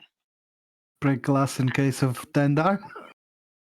And we hope that the time that passes in Pandemonium isn't the same or similar to what happened in the Infinite Library. Wait a minute. It seems like going to Pandemonium would solve a lot of our problems. Well, Which problems? Oh, go on. Maybe not the biggest ones, but some pressing ones like Souls and Tilly, books. the souls, Hector. yeah, but that kind of makes a good point. If Dendar eats all of reality, isn't that like bad for the curator too? You think we can make an ally out of him? Well, not necessarily at an ally, least but like it'd be an in his favor argument if he gives We us can souls say back, so he- we can be better equipped to prevent Mhm. that. On right? on the other hand, if he just sort of like chills out in material plane and then just constantly delivers souls to the curator, he might not be opposed to Dendar in that regard. So it could backfire. It could be either way. But who knows? I guess does Dendar only swallow the material plane? That's good. Don't know about swallowing. I don't know. Theorizing on this subject is utterly Pandemonium terrifying. might cause him a lot of gas if he eats that. Would a demonologist know that? Yeah, because that's a good point. We need to get hold of Joxy before we do anything. Joxy might know all about the curator. Okay. And Endor. All right. Yeah. So And I guess Shaktari, okay. I'm just gonna rest, and then the two of you will do your communing, messaging, whatever, and then we'll see what happens in the morning, and then make some decisions.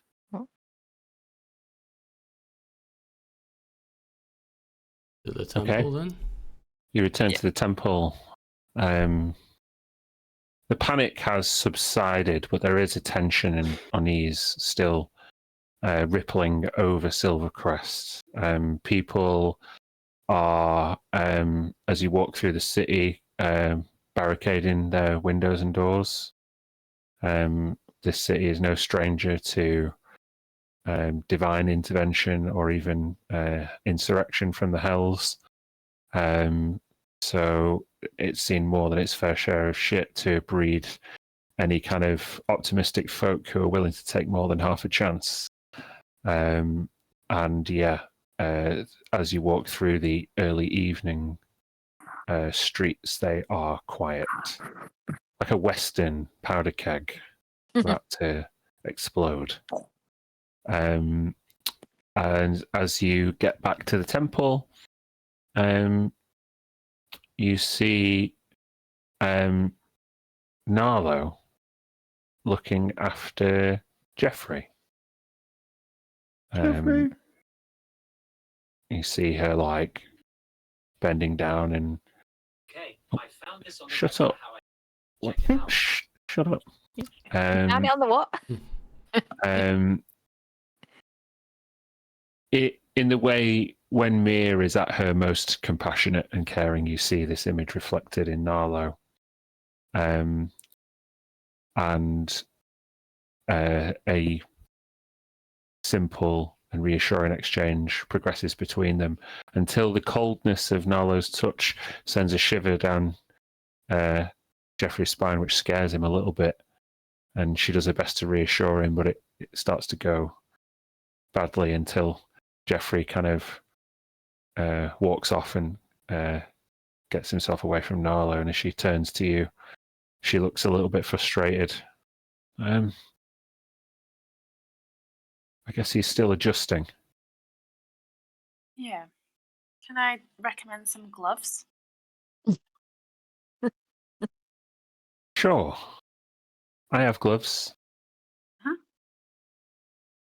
I don't know.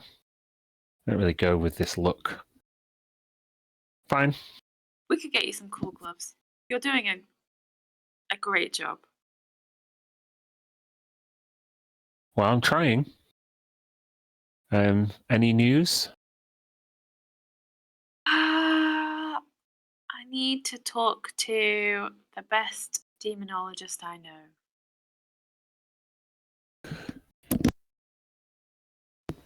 Okay. Is that someone that I also know? Yes, Joxy. Oh, of course. Sure. I mean, you could send her a message, or I could send it.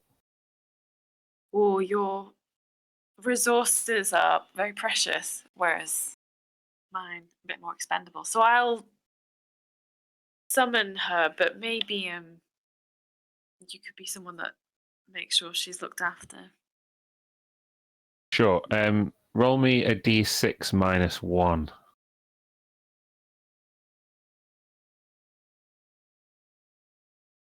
4. Over the time that you've been gone, she's been very, very careful, but her willingness to help people has overridden that effort to try and preserve her magical essence, she's lost 4 spell slots. Okay. You can distribute them however you want. Yeah, I mean, I don't have a character sheet for Nalo. Okay. Well, do you know at what level you created her? Nope. I could Cool. probably find out. You should, and try and keep track of it. Tricky stuff. It was probably 7. But Mm-hmm. Level 7? No. 7 It was last follow. level 7 of the spell. I didn't mean character level. Character level would have been, what is it? Is it like 15th? I think. I'll figure it out. Yeah, Separate sure. to this. Sure. Okay. So she is there any way that I can assist you if you don't want me to contact Joxy?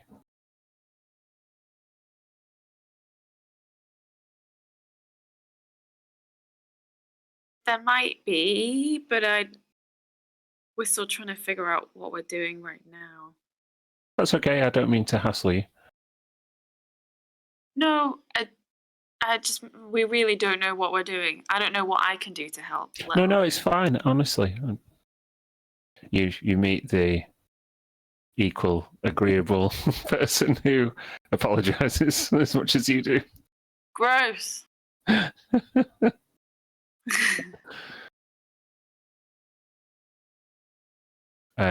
So yeah, you're free to spend the evening doing what you might before a long rest. Who's doing what? I'm going to cast a bunch of sendings. Sure, let's do it. Okay. Joxy. Mm-hmm. Joxy, it's me. How soon can you be in Silvercrest? And please, can it be tomorrow morning? I promise it's urgent and we need you. A few moments go by. I think I know the runes to a teleportation circle nearby. Sure, I can come tomorrow.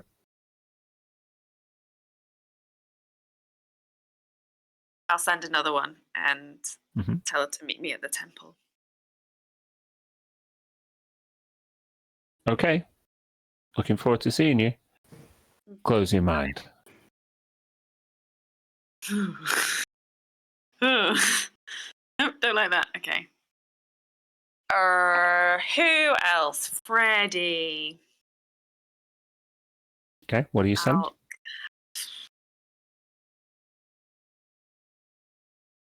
Hello? It's Mia. If you're safe, let me know. If you're not safe, please let me know. We want to help.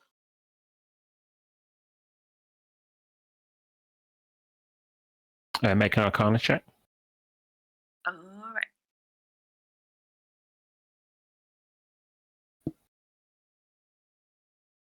With a 25, you know the spell did not reach its intended recipient.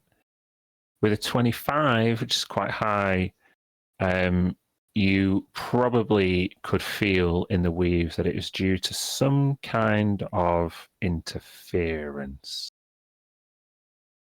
Okay. It's not that they're not on this plane or that they're dead.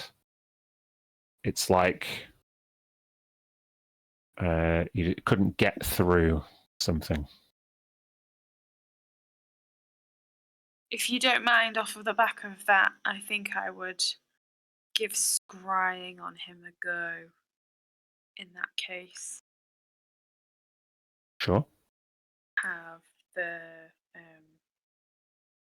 my crystal ball of true seeing, which means that I'll have true sight on whatever I'm scrying on. Mm-hmm. The lantern. The lantern. Yeah, just put the scrying spell description up for me.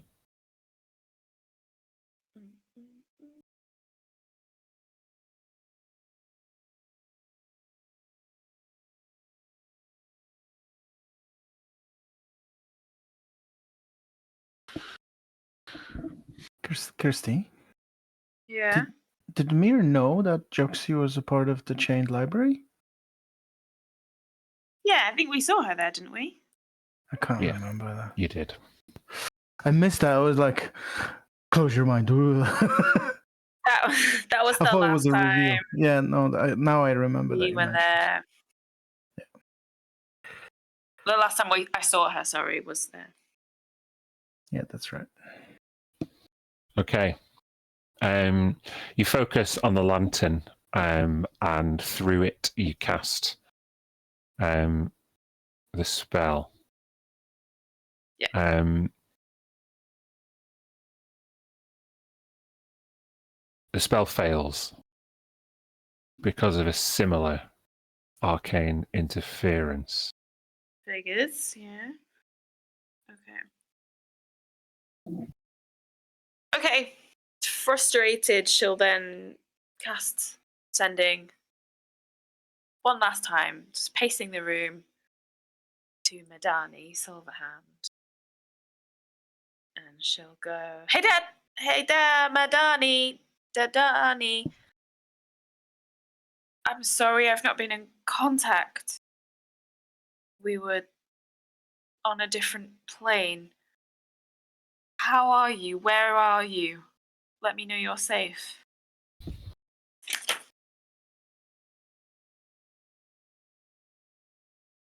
Okay. A few moments go by. Hold on.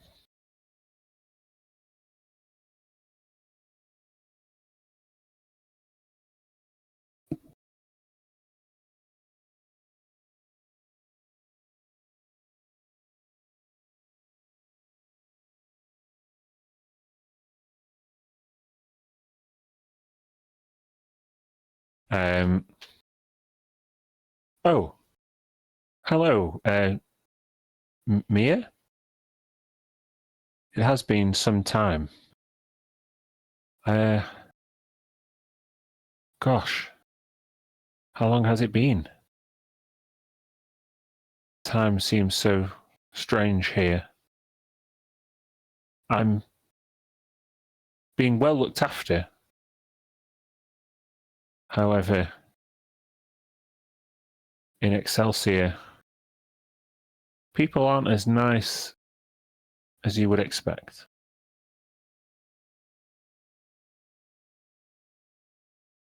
Can I make like an insight check on that madness?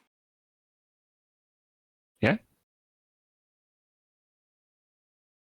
What are you trying to find out? The wording sounded quite forced, or like he was kind of covering something up. With a 29 insight, it's clear that he feels like he should be happy and he has nothing overt to complain about. But with a 29, either he misses home or the actually being in a good place per se maybe isn't all it's cracked up to be. Okay. All right, I'll use another spell slot to cast sending again. Hmm. And say, I'm glad to hear your voice. It's been over a year. I hope it's all right. I still mean to help you when the timing's right.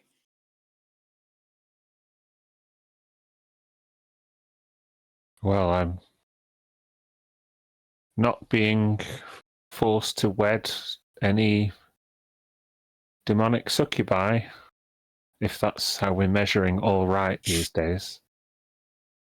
God, I can't believe it's been a year. Nice to hear from you too.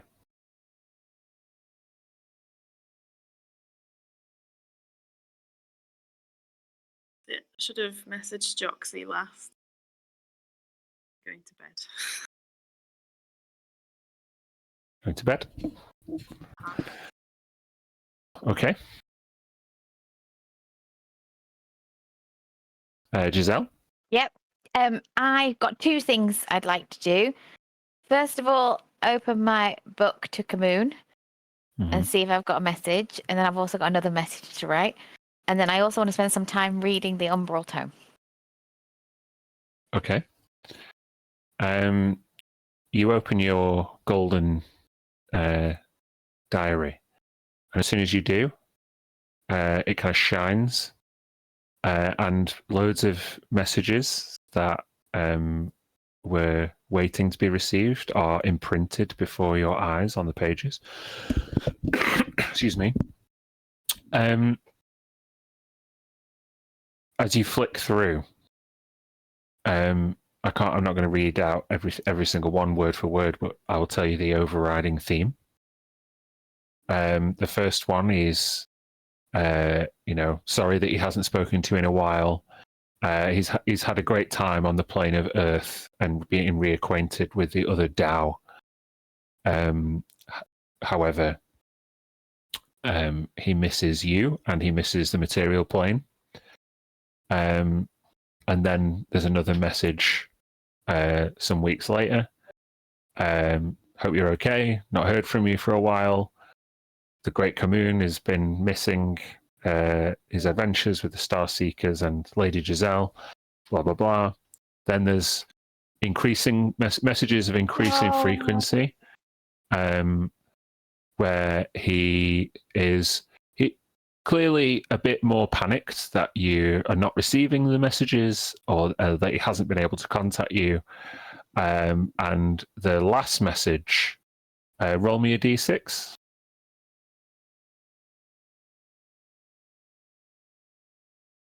It's from 5 days before you arrived back here, saying that he was going to come to Silvercrest to find you.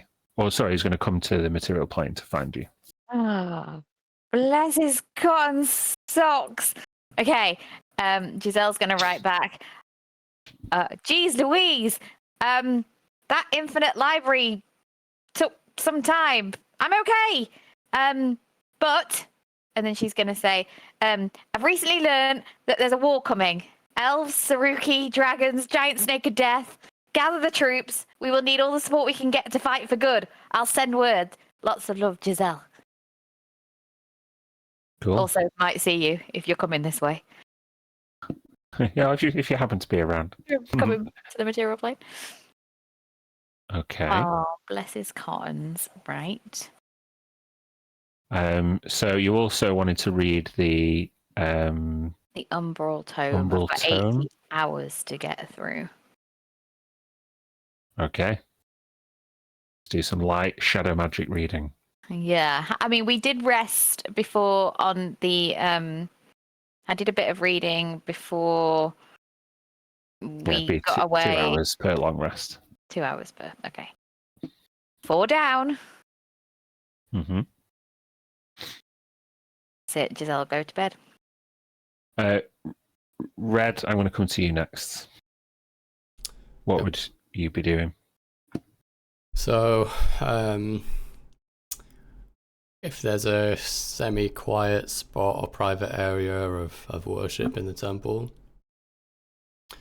she'll go there to prepare to commune with Mendrion, but in a different way than usual.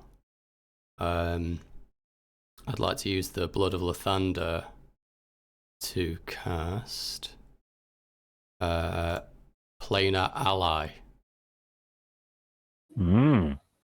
Not done since acquiring it.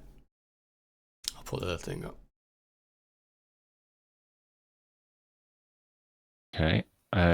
Give me 1 second.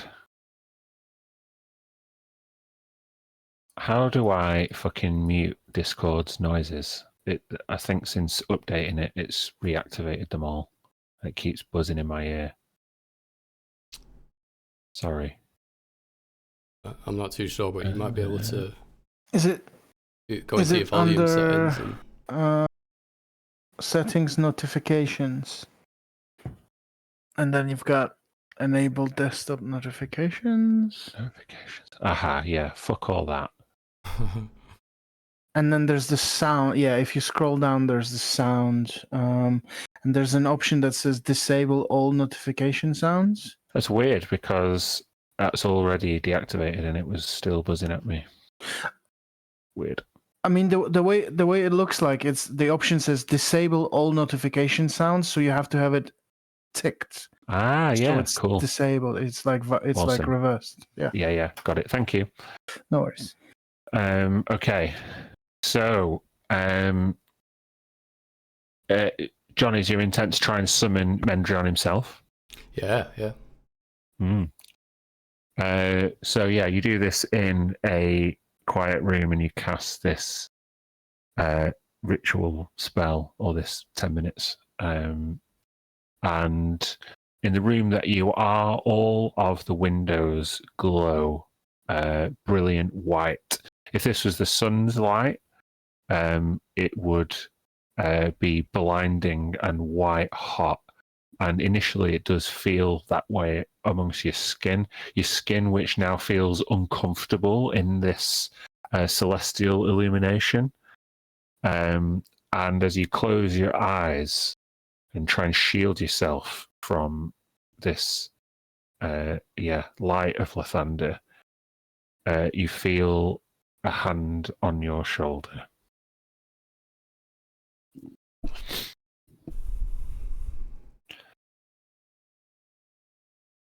You have nothing to fear from Lathander, Red.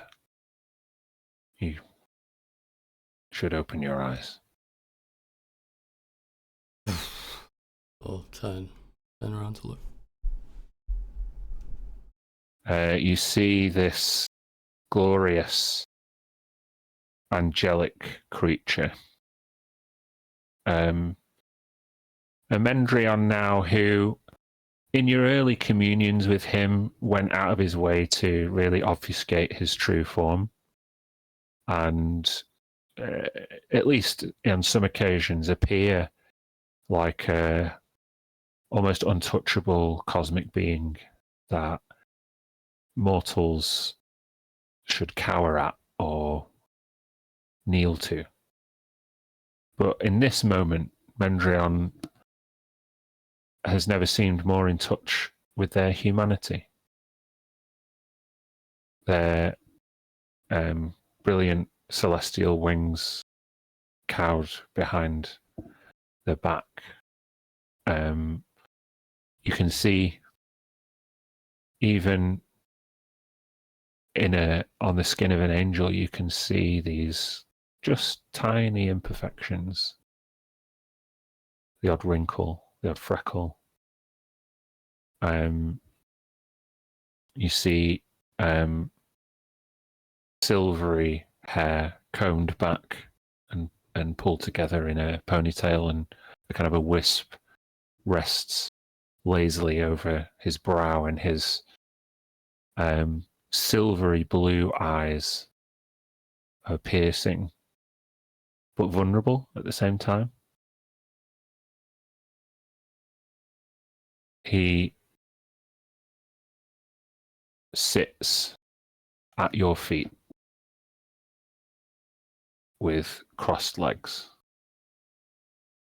and invites you to join him on the floor. Before she does, she'd say, sorry if this isn't the proper forum, being a temple to Mystra, but I imagine you probably heard the last I've seen of the Halls of the Dawn chorus. It was all but burnt to the fucking ground. And then she would like plump onto the ground and sit. Yes. I was sorry to see what happened to your congregation.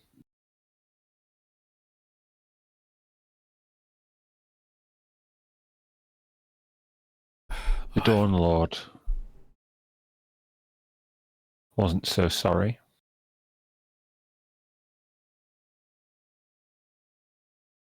What do you mean?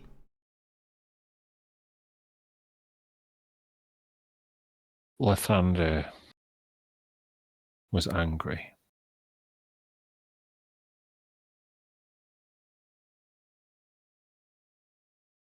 I, as I always would, pleaded your case. You've been pulled in so many different directions.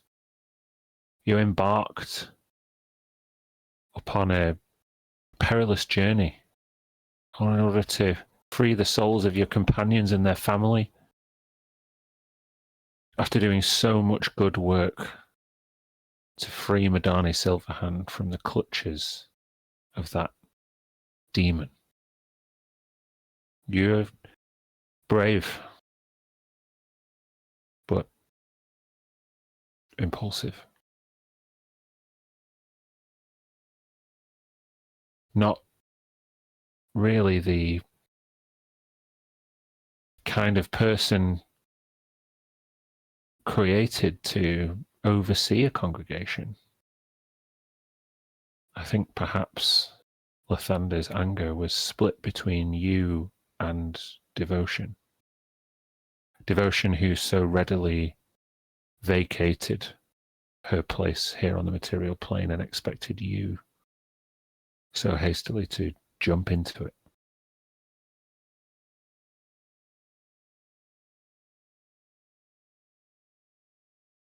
Responsibility for what happened to the rest of the congregation is split between both of you.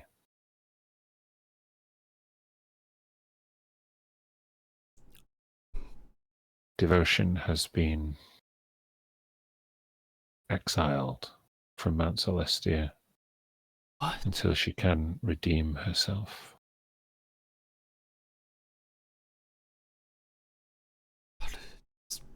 Everything that Vander's touch reach just disappear and wither to the outskirts. Devotion was... She was the first person I ever loved like family.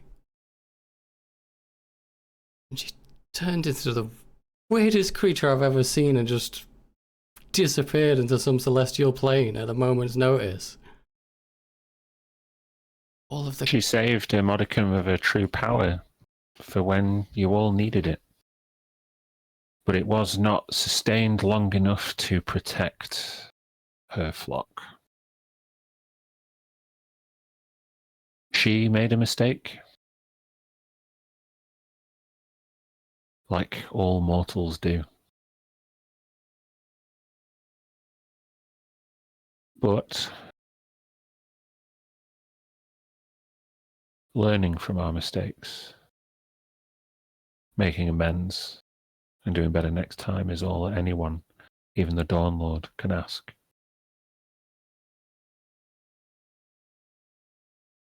Seems as though in this new form that you're pledging yourself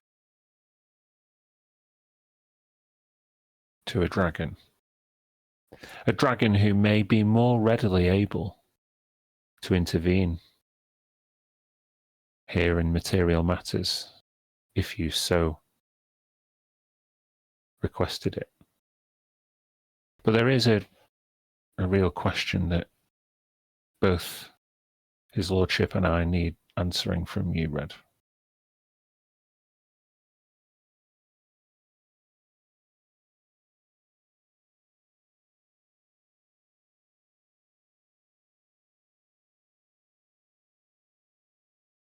I have faith in you. I know why you left. And you did it for the right reasons. I don't blame you for what happened at the halls of the Dawn Chorus like he does, or like he did. Because when people let you down, believing that they can be better and that they will do better next time is a show of faith. Is it not? Against all evidence, knowing that things will be better and things will improve. That's what faith really is.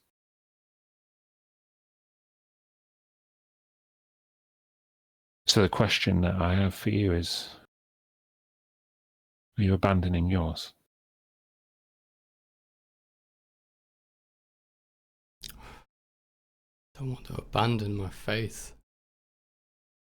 Just want to be able to place it in myself for once. I took off to the Infinite Library for Lathander's bidding because I've spent all these years bargaining with him to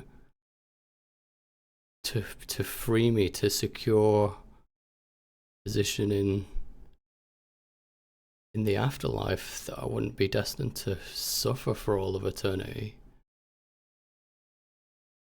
And I was away from here for months, over a year. The people that I cared for were taken away from me. Lathander's wrath channeled through my power, and poor Giovanni. But Oranax, he saw in me that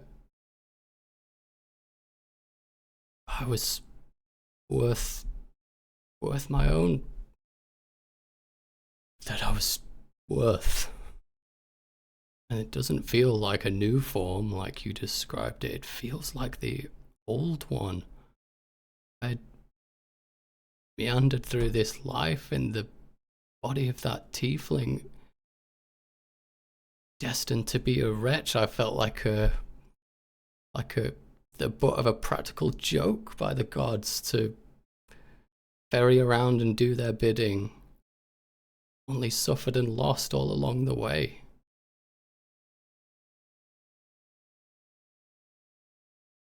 I just want to be able to trust in myself to do the right thing. I believe that you and Lathander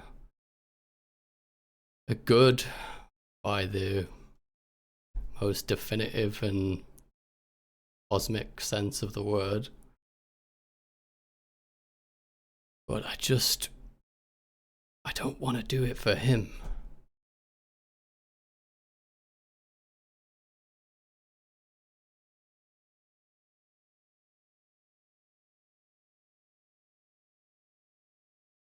Very well.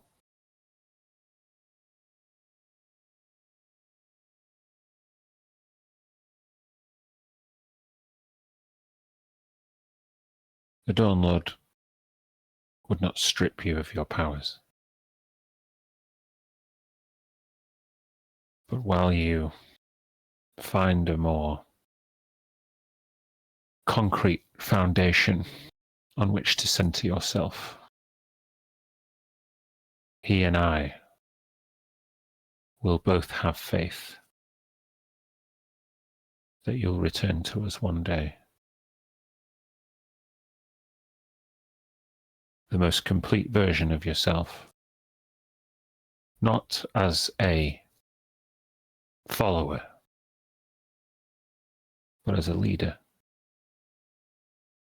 not as a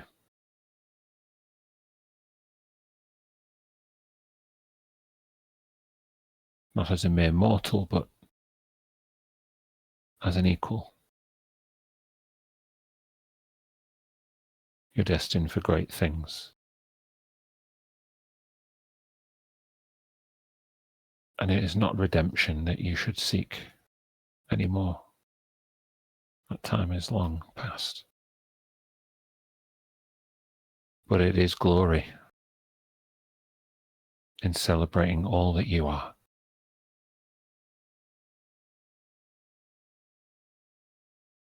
And he reaches out and touches your golden face.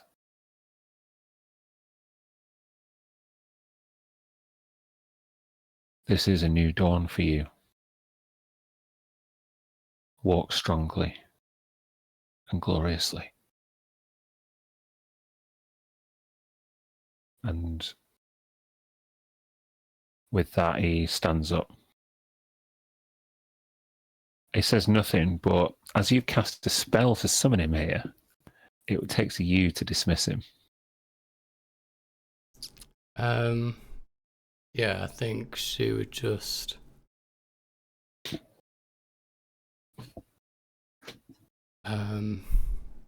she would give him a hug and she would say, I don't want to bargain my way into the privilege of being able to call you my family. And I hope I can just be judged honestly on everything I decide to do next. That one day we'll see you soon. And she'll just hug him and then like dismiss him in that moment.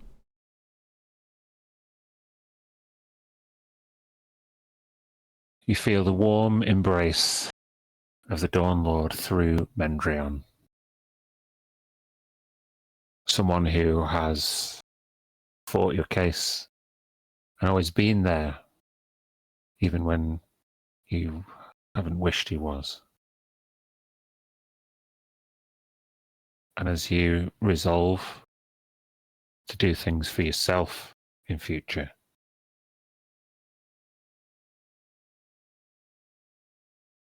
you feel that warmth dissipate, and you are once more alone.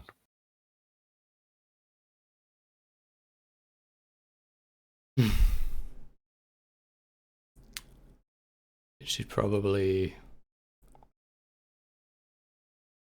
maybe like absently mindedly start reaching for, you know, like the prayer books and you're in the temple and like, you know, normally at night I would start to pray and it just all feels a bit weird and inappropriate and it's Mistress Temple and then all of this ambiguity around, you know, faith and a relationship, and she just kind of, you just leave and go back to whatever bed chambers.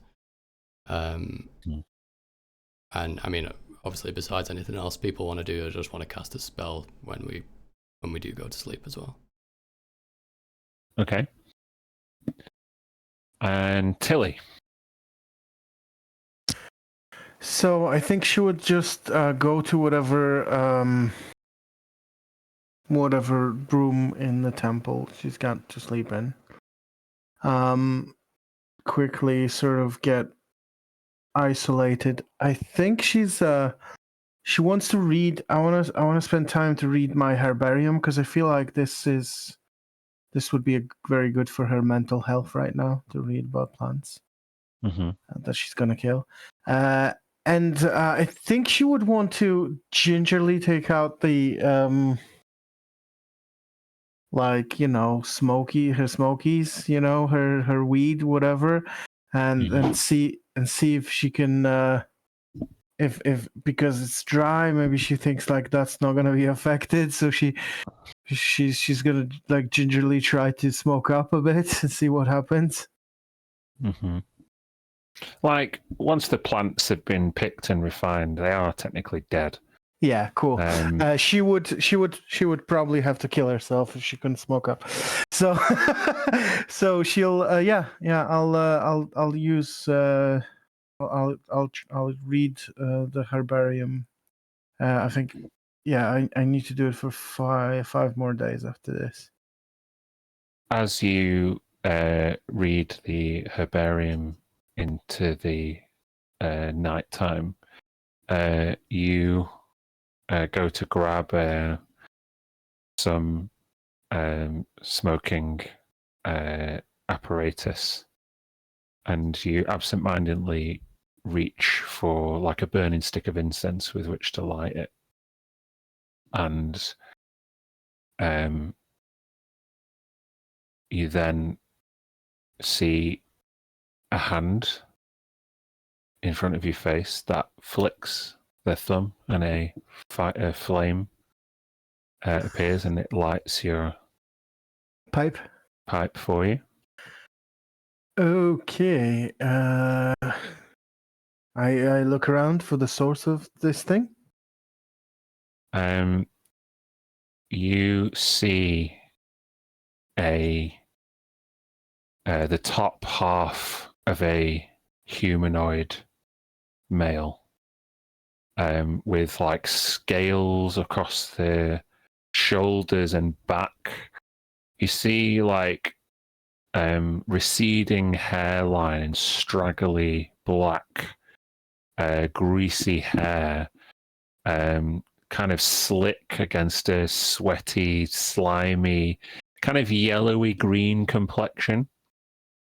This person has like dull white yellow pupilless eyes, and protruding almost rocky teeth, and a long black tongue that just kind of like pokes out of the bottom of these like blistered and swollen lips. Shit. They are propping themselves up with a staff that is pointed into the floor as they reach out and light your cigarette. And their bottom half from the torso down is a huge coiled snake. Oh, she sort of, yeah, she stands up on the bed. She jumps off the bed on the opposite side to this thing, and say, "Whoa, what? Who are you? What are you doing in this room?"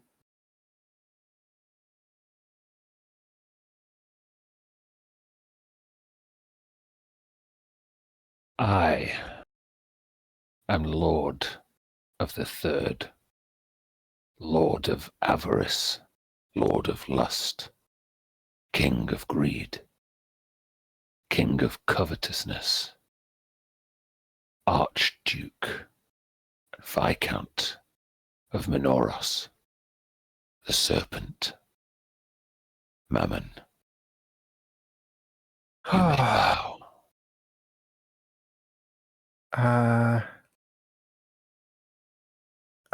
I think she'll make like a minimum, a kind of like a, like you would to a stranger, like, and she just says, "This is your book, isn't it?"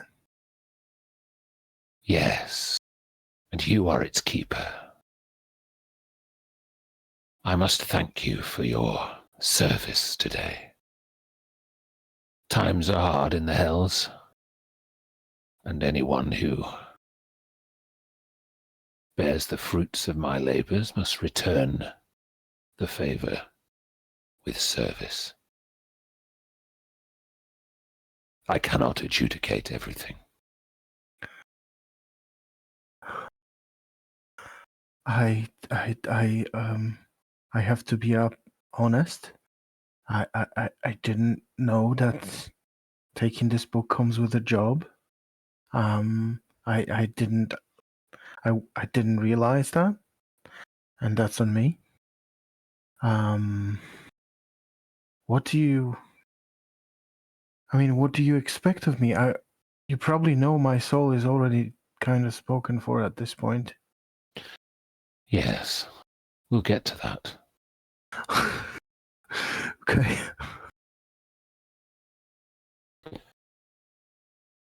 Immediately after your service, I could sense your despair.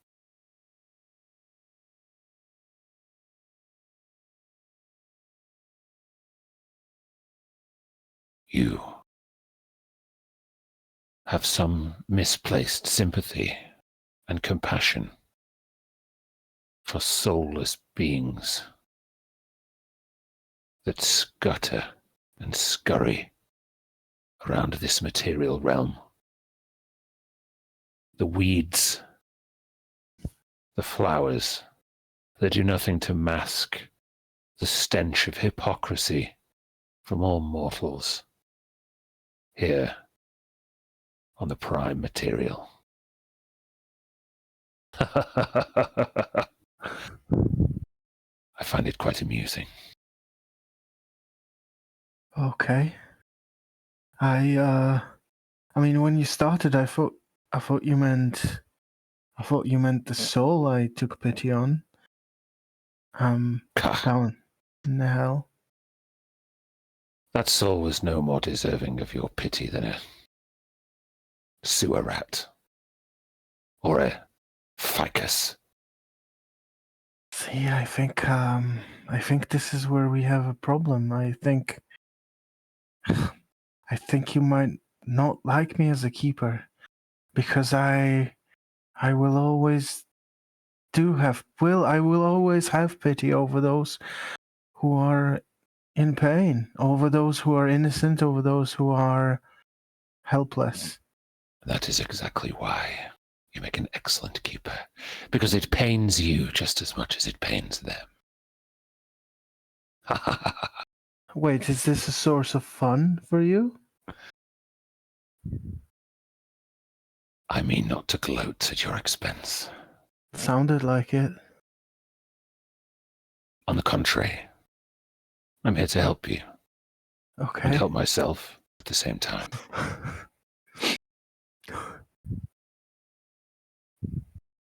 Please continue.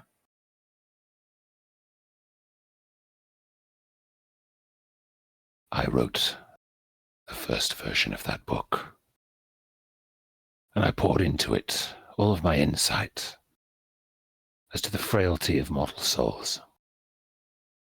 I know exactly what makes people tick. And I'm not naive enough to ignore the fact that you intend to use my knowledge and expertise to outmatch a demon in a bargain.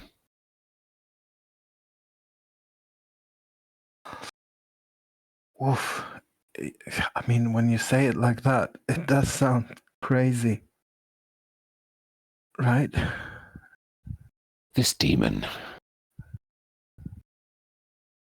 Now, I barely call him a demon. He is less than a demon. Demons are predictable. In the blood war, they can be counted on to engage in nothing but mindless slaughter and destruction. But this frog creature is different. He tips the scales in favor of the abyss with his usurping of souls, his funneling of souls away from the hells to his private sanctum in pandemonium. You know of it already. Yeah, I thought it was weird that because everything I know about deals and souls is that this is Hell's domain. And it was definitely weird that when we found out that the curator is a demon. The curator is nothing more than a clog in the waste pipe of the river Styx, who must be unclogged. Just feel free. You're like a prince of hell. Just go and, why do you allow it to happen? Deal with it. I am here, as every devil would be, following orders from on high. Bureaucracy. That's why. So, I'm here to encourage you in your mission against the curator, to make the journey go a little bit more smoothly.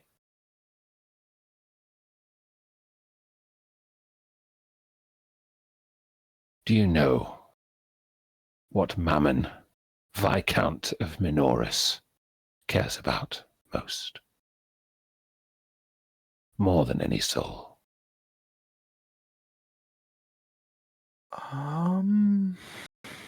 I have to be honest. I thought the souls are kind of your main thing. If there's anything else, No. I am Mammon, and the count of my coins is more reliable than any roster of mortal hearts or immortal souls. I am Hell's accountant.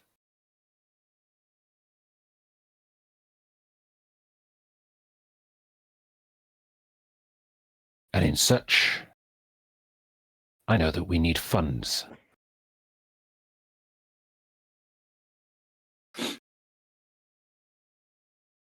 Make an offering to me at midnight each night, and I will suppress this destructive effect of my book that irks you so. You scratch my back, and I'll scratch yours. Okay. Well, that's okay. That's definitely helping. The greater the offering, the more heavily suppressed the effect will be. Be precise in your accounting, and make sure that any offering is in multiples of 9. I'm just gonna make a little note of this. Multiples of 9. Okay, no worries. Thank you. If the offering has been accepted, you will know. However, make an offering that is rejected, and others may know before you do.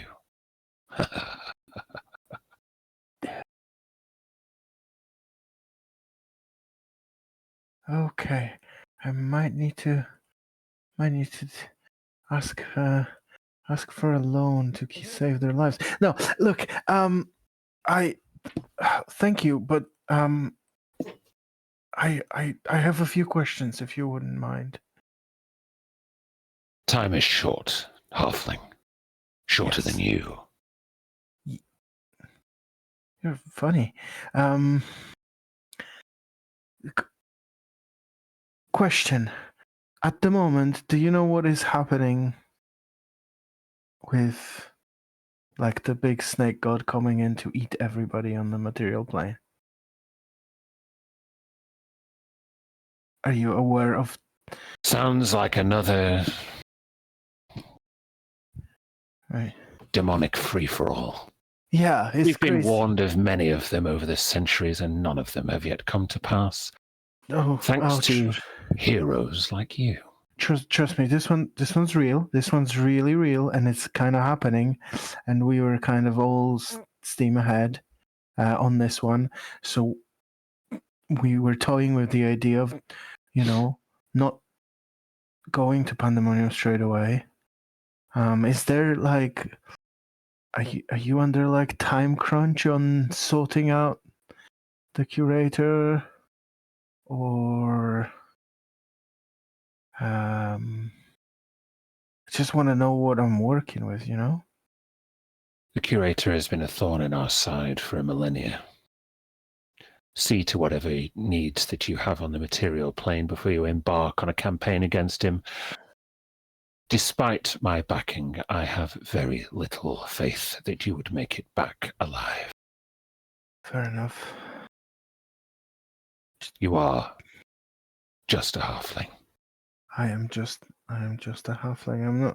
I'm not going to argue with that. I need something from him.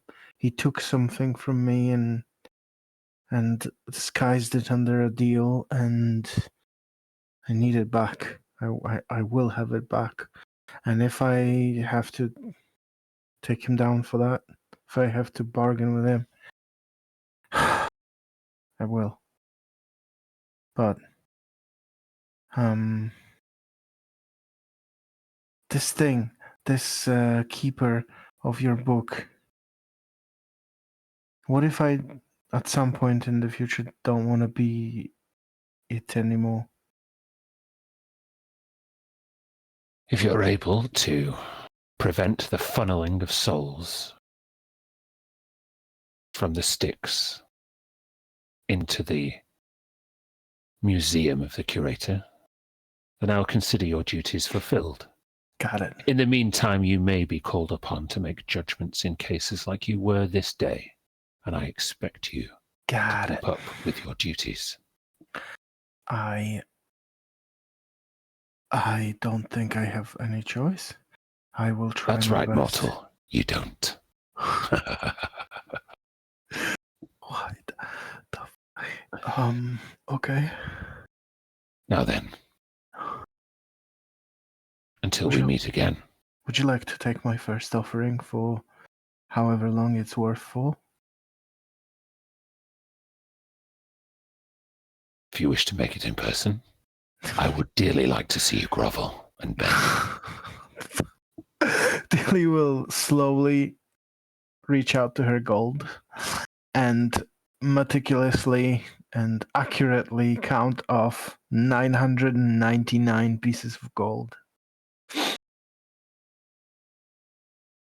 and give it to him. And what would you like me to do with this little halfling? Tell me with such exquisite enthusiasm. Lord Mammon, I will request that you suppress me killing plants and animals for as long as this money is worth for. Please.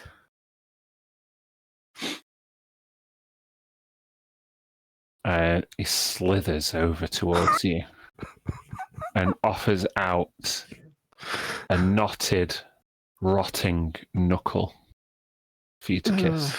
Oh God. Yeah. I mean, yeah. I'll try my best to hide a bit of disgust. No. That's exactly what you should feel. Revel in it. Revel in that disgust. Yes, 999. Perfect. I'll see you again. And he slithers around you, and just as you feel the creeping scales like arch around your back, that shiver, you open your eyes. They are gone. The book is closed, and the 999 coins that you'd placed in the middle of the book are obviously disappeared. Yep. You have suppressed the effect, that particular negative effect, for 9 days. Fuck. This is gonna cost me so much fucking money. You guys better fucking get ready to lend me some money. I only got maybe another 3 times that left. Jesus. I think she goes to sleep. Obviously, contemplating this thing that happened to her, she obviously didn't realize what it would mean, but it's bad. It's kind of like another deal, but this one has a clear expiration date or expiration conditions rather, so she feels more comfortable about that, and she's doing it to avoid hurting others rather than inadvertently causing hurt to others. So I think overall she probably, against the turmoil and the disgust and the like fearfulness and whatnot, she kind of sighs and there's a relief and she falls asleep. She falls asleep okay, I think. Excellent. Well, after communing with our various gods, devils, genies, and demonologists, you all find yourself taking in a night's rest, where you can obviously take a long rest on your character sheet. Can I, if that's what you want. just cast a little dreaming with a couple of spell slots that I've got left? Sure. Um, It's John's signature spell at this point. yeah. If there isn't a dream every night, it's not worth having. Yeah. Okay, so the first one,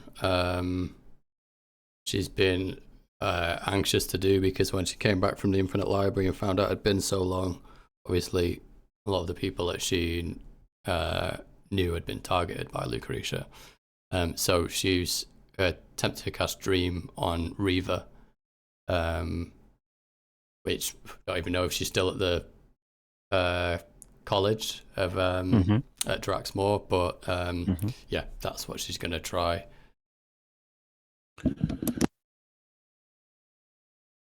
Okay.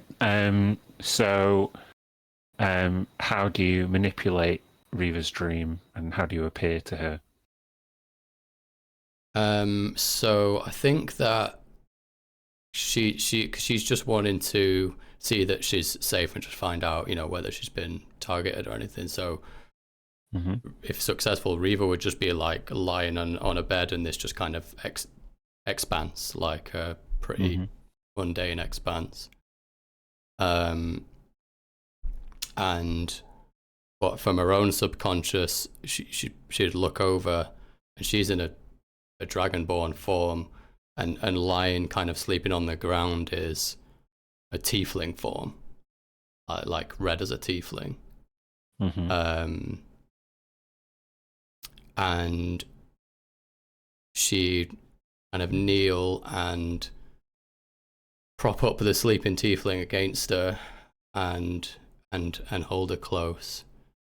And she whispers, "I love you."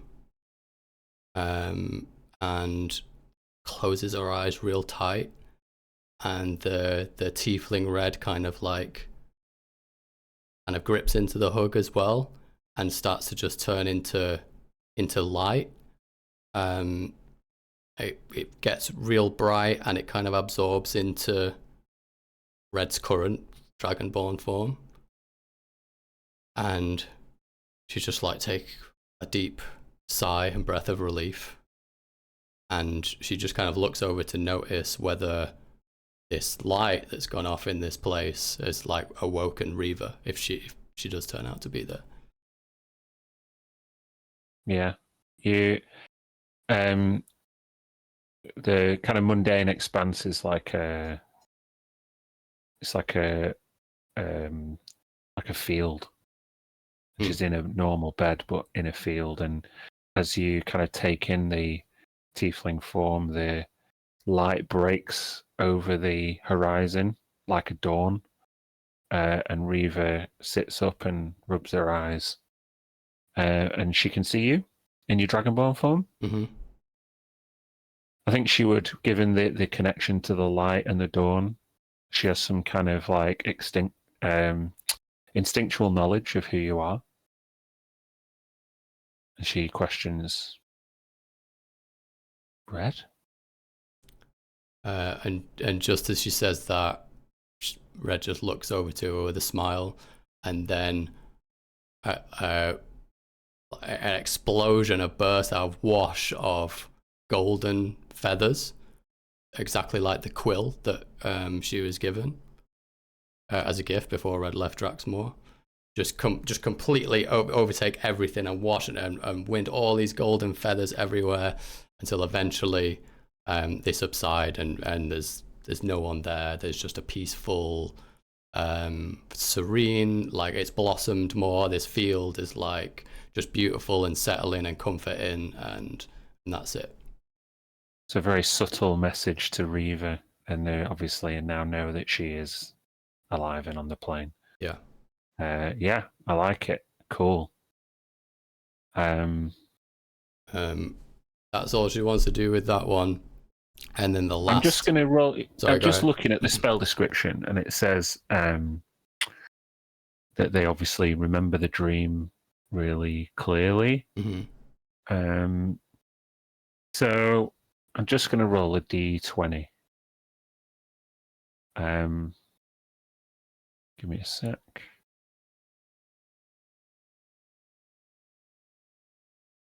Okay. What I was rolling for there is to see whether Reaver would act on that dream immediately or not. And with that roll, she's not going to. Okay. But it definitely worked, the spell. You know what I mean? Yeah, that was very much just that was just to have some closure and relief, and you know. Good. Well, she's alive, so that's good. The last one you want to do is just basically try dream. This is just purely to contact Freddy now with the last spell slot of the day. We trying everything. Yeah, just literally just to see if it works. Yeah, because Nice. if he's blocking something, maybe he can't while he's asleep, if he's even asleep, or if he's on this plane. Who knows? Just reading it real carefully.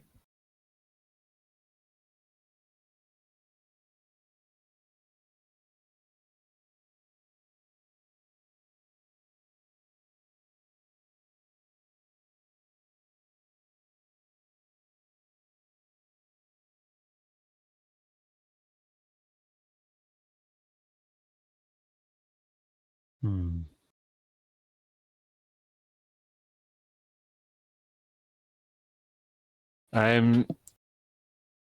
Yeah, you attempt to reach out and connect to Freddy and influence him through his dreams, but again, there's something blocking you. You get the feeling that he is alive and that he is on this plane somewhere, but you can't get through to him. But that's that's kind of partly why I was doing it as an experiment, to see if it feels like he's on this plane. Well, Yeah. And I'll tell the others in the morning, you know. It's got to be some marginal gains without giving everything away if you're Oh, going yeah. to use all these spell slots, I That's guess. a great clue.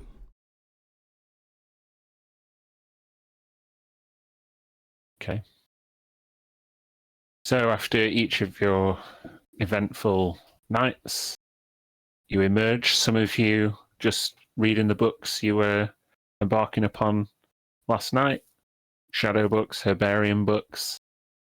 I think you'll find Tilly in the morning, early, very early, in the whatever is the kitchen or the dining room, and she's sort of eating a little breakfast of like just like some fresh fruit, I think maybe, and then she's playing with the cats with the temple's cat. You probably have a cat there in the temple somewhere, Stray. There's Right? definitely a Tressim somewhere. There's definitely one, and she's playing with this little animal as you come and see her in the morning. The animal's distinctively not dead as well. Okay, that's good. All right. Oh, hi. Morning, Red. I still can't get used to it. That is something else. You, the look, the all of you is pretty amazing. Did you sleep well? Did you find that like you have to use different sleeping positions because maybe now your scales are in the way? Or... Amazing, actually. Is that bad to ask? I never know, but I was just curious. I was almost as little experience about this form as you do, so I have no idea whether I can say if that's offensive or not, Dilly, to be honest. But I did have some. Let's table that. But I mean, you look radiant. It's hard. It's hard. No. It's hard. No, it's just purely the property of the gold sheen. That's all. You look radiant. Oh, thank you. I mean, I managed to buy an exemption from the plant and animal killing thing for some days, and buy an exemption. I swear to Lathander, Red, that things are so weird right now. I don't know if I'm drawn to making these deals or what, but so this book that I took that was just only supposed to give me the edge on the curator, apparently comes with a like a position that I've accepted of the keeper of this book. Position? Yes, like a job. Oh, what do you mean a position? Morning, Giselle. You slept Morning. well? I did sleep well, thank you. What do you mean, a job? You getting paid for the job? No, I actually have to pay my employer. You've got this wrong. Balzac telling you. walks past and goes, "Capitalism, man, it fucking sucks." I'm telling you, it is the weirdest thing, and I'll briefly describe pretty much everything that happened with Mammon and the thing and the gold and what he wants us to do. He wants us to stop the curator from disrupting the soul, which probably equals fucking him up, essentially. So, like, that's what he wants from me. And if that happens, I'll be free of this book as well. So, there's that.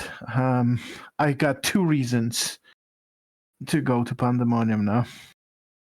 Well, 3 if I count your soul. I mean, I should. You're so beautiful, Giselle. I also count your. You just soul count it a- as just a +1 every time you think just a, about it. just a, yeah, just a +1. yeah. Thank you. Yeah. So yeah, I don't know what we're gonna do, but Are we that. in as much of a rush now? He did say, deal with what you need to deal with. They've been having issues with the curator for millennia, he said. So I guess here, there, whatever. It's not gonna make much difference. And as long as I have the money, I can keep this book from murdering plants and animals, which would kill me inside slowly. So I have a bit more, but I might reach out for some loan in the future, depending on how long it takes us to get to Pandemonium. But yeah. So I think I'm okay for now, Mir, to answer your question, and we maybe we decide we don't go there on that yet. I mean, yet I am definitely going at some point, but as long as I can keep this thing from doing the harm,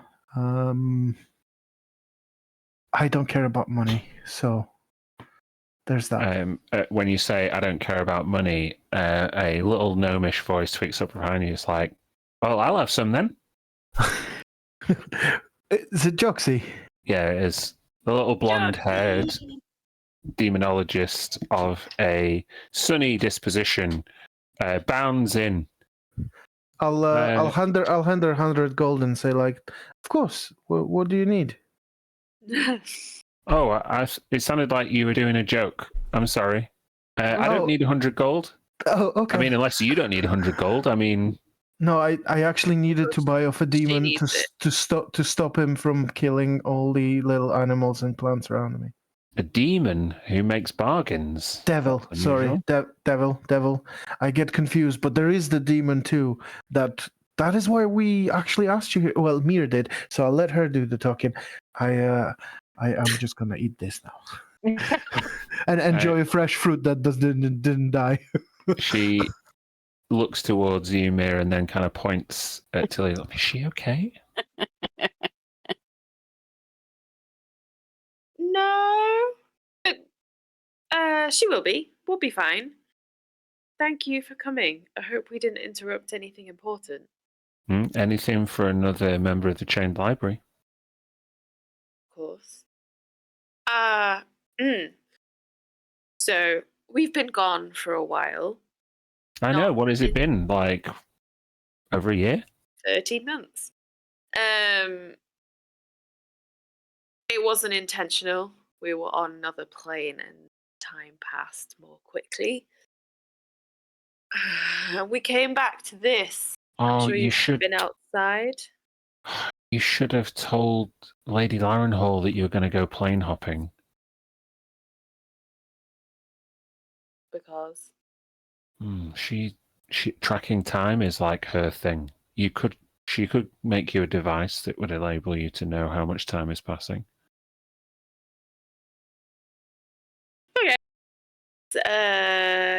could she make a device that sorts everything out and we don't have to live through it all again? Can we go back in time with that as well? No, she doesn't time travel. She tracks it. God. Tracks time. She's like physically made of clocks, I swear. It's pretty great. Have you been outside? Where did you come from? Oh yeah, I was in Crystal Spear yesterday. This thing is so weird. I've been consulting so many texts about it. I've got some ideas. What about you? We heard rumors that this is something that happens every 1400 years or so. Yeah, no, that I don't know. That's what a meteorologist would tell you, but I'm a little bit more skeptical. I bet a druid told you that, right? Yeah. Yeah, fucking druids. Hey, Tilly. No offense. No offense. No, it's not the most precise none method taken. of study. Sure. What do you do again? Oh, I mainly study lost, ancient, and demonic runes. You know, writing. Nature doesn't do a lot of writing. Okay. Well, We're not here to do this.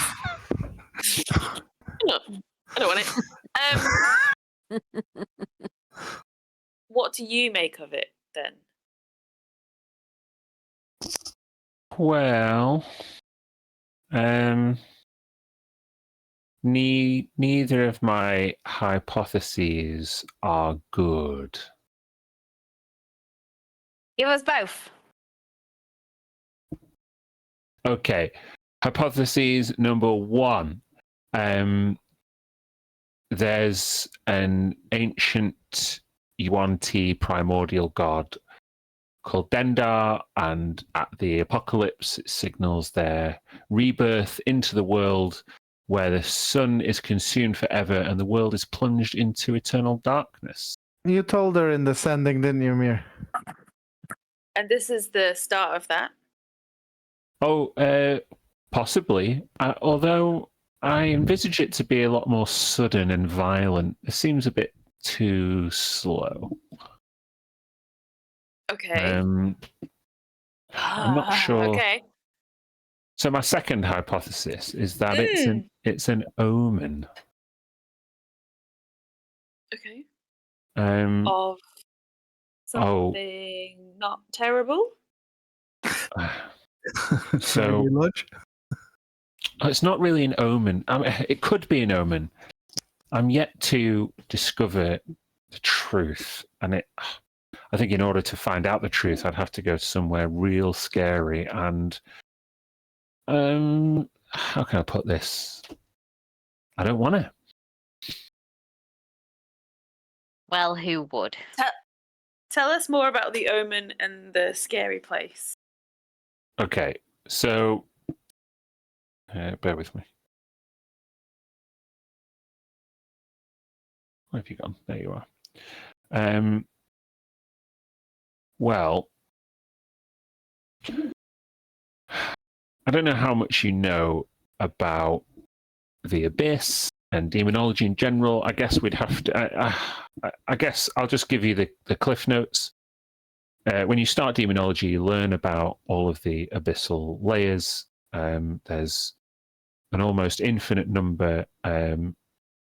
Some scholars say there's 999.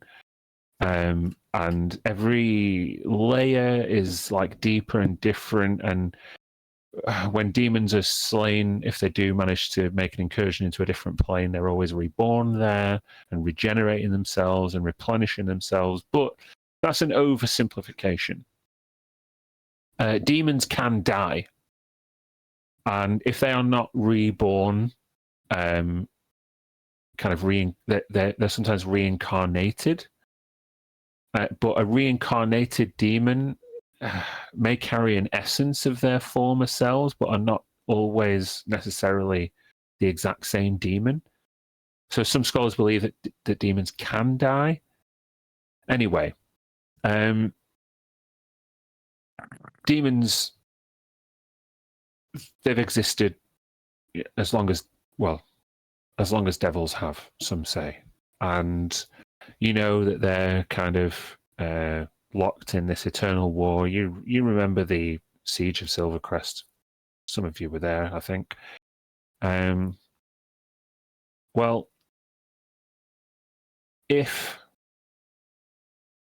a demon does die, they can be overtaken by a different demon, and there are various rituals to see like who would succeed the previous demon. Sometimes it isn't just passed on like a linear reincarnation. Sometimes groups of demons vie for control over certain layers. It's really chaotic. There's no fixed rules. It's not like the Hells, which are much easier and more simple to study. This particular omen could symbolize either the death of a particularly long established demon or the assuming of the throne in a layer of the abyss by a new order. See what I mean? I do. That was well explained. I'm just not sure which one it is. I've been trying to whittle down which layers of the abyss unsettling and powerful omens like this are. Bear with me, and she just gets out a few scrolls. Sorry.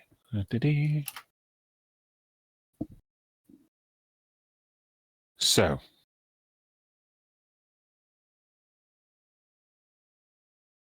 there's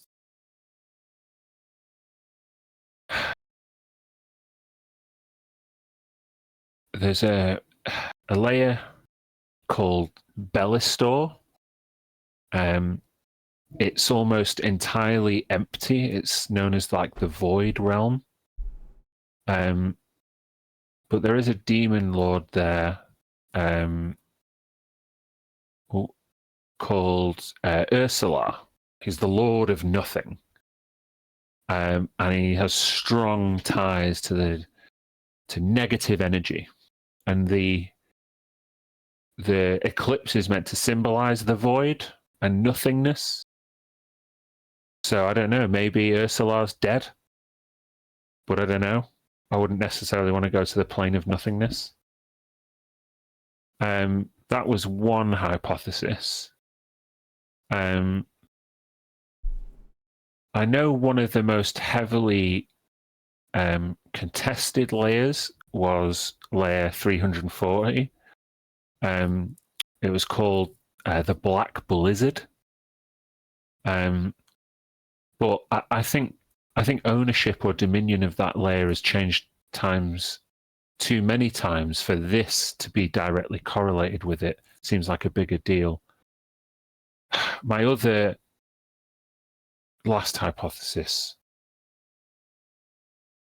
which I'm not sure, it may be the most likely, but probably the most scary, is the layer referred to as Vudra. The 531st.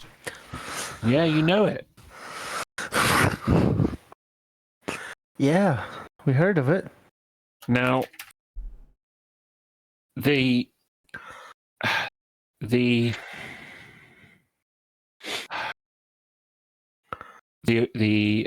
eclipse may be a symbol of the death of the demon lord of Mariliths. Shaktari, see, you make a demonologist of you yet, Tilly. It's all Freddy. You know Freddy, right?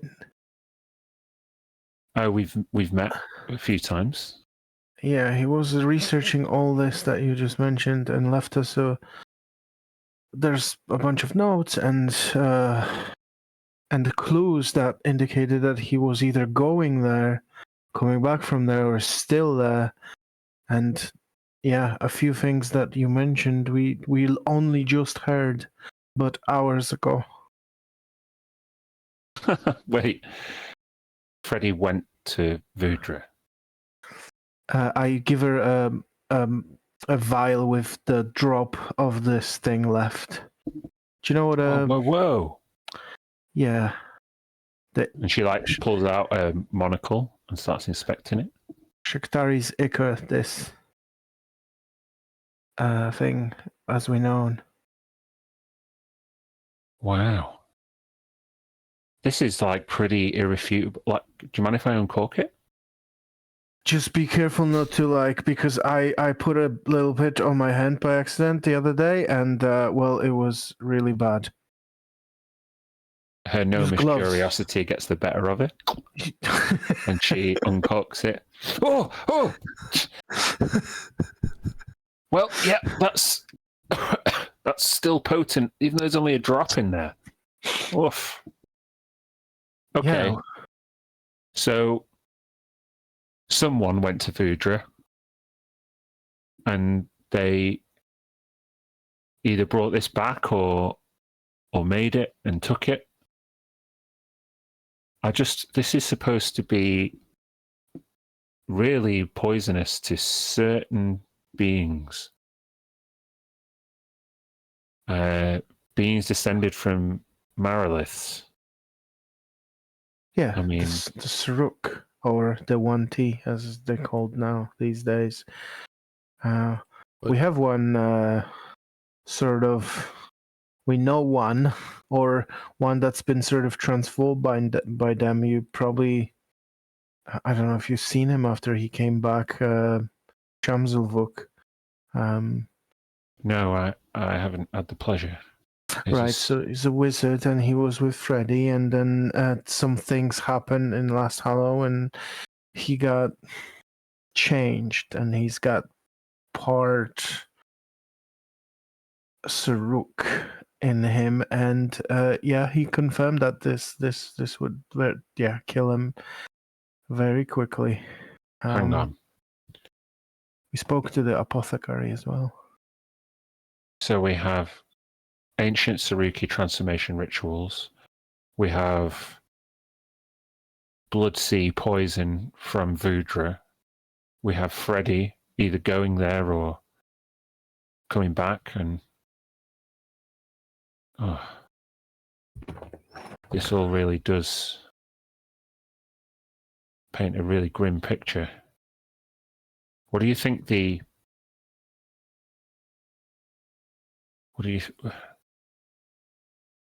what should we do? What danger are we in?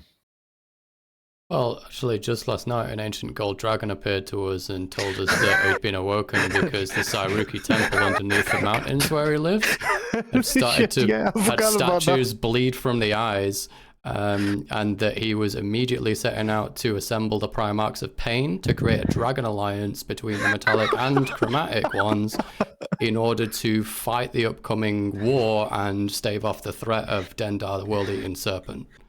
So we think it's probably likely a deal. And this golden... And this golden dragon bone that you just told you all this, that's red, by the way. Oh, what? Sorry. Yes. Is it possible that you're even more unfiltered now, Red? Sure. Who needs a filter when you're a golden fucking dragon?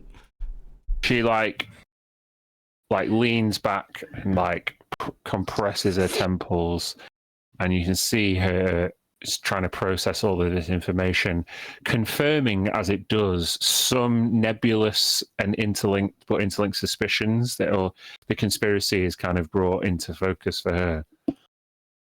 And she looks at you, Red. And she looks around the table and then looks back at the vial. If we're going to war with some Cerulea descendants who wish to bring about the end of the world, then we're going to need a fuck ton more of this poison. Oh yeah, you think? We can use it against them specifically, right? So that's what I was trying to get to was you said that it was this ichor is particularly poisonous to certain species.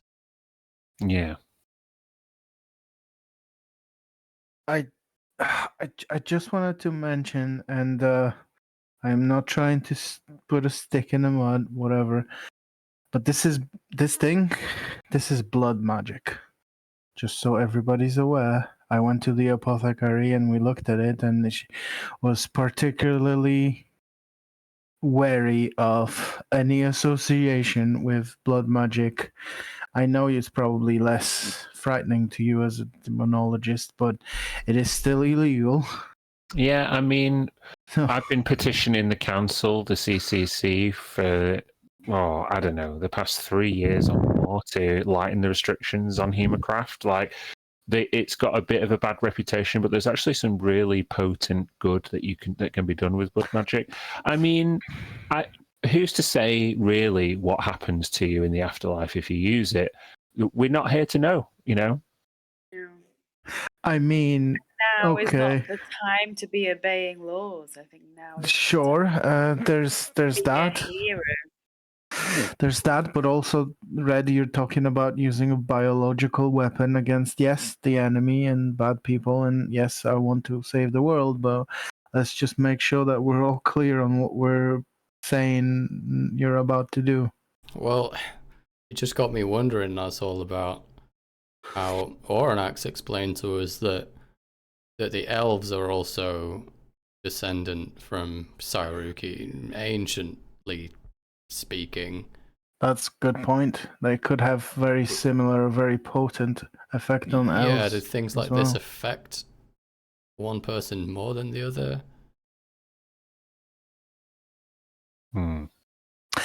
It's an interesting hypothesis. Yeah.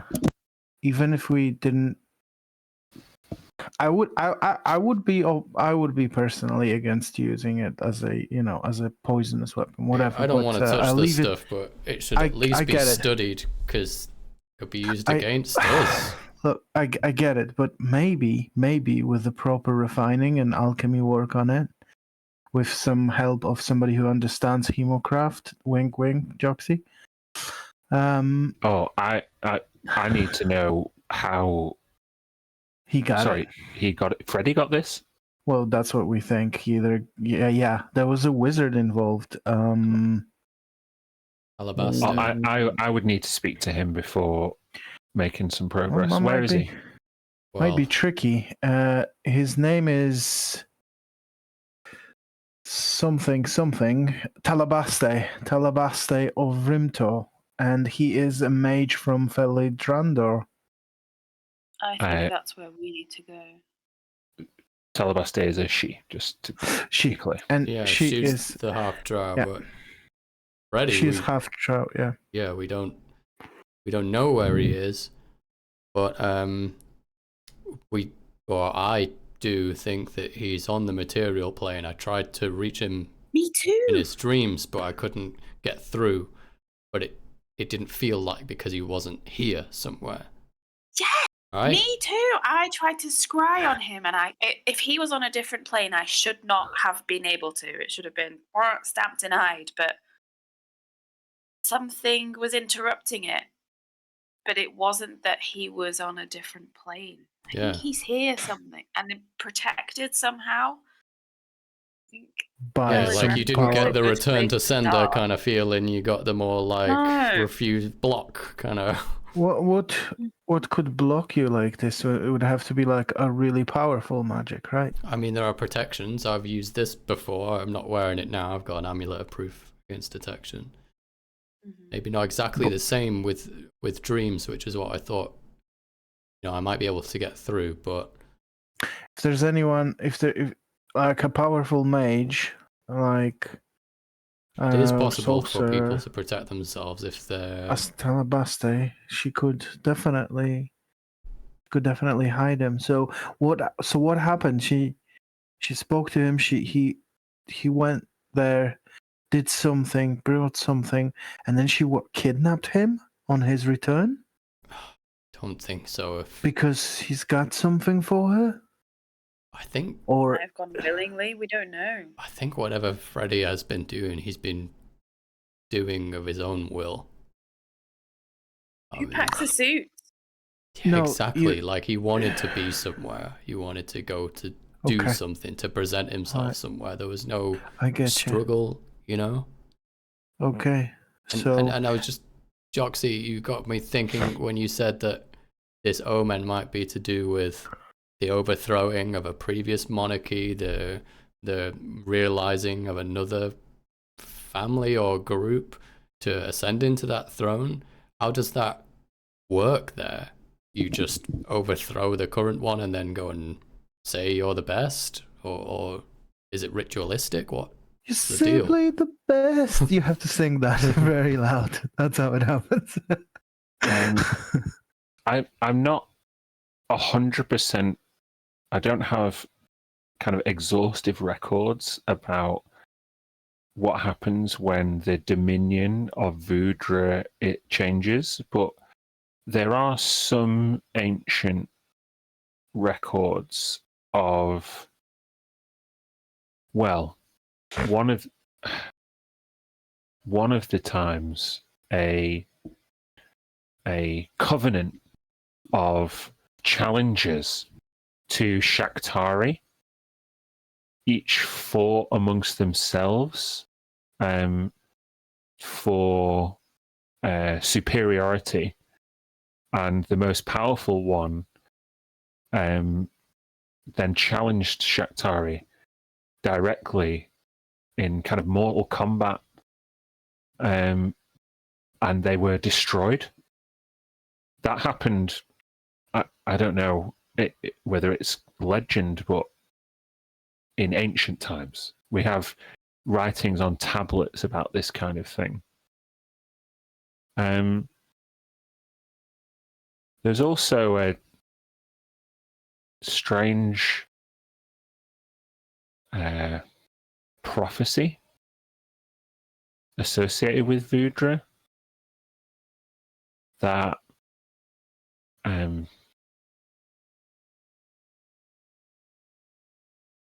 that a couple will abscond there,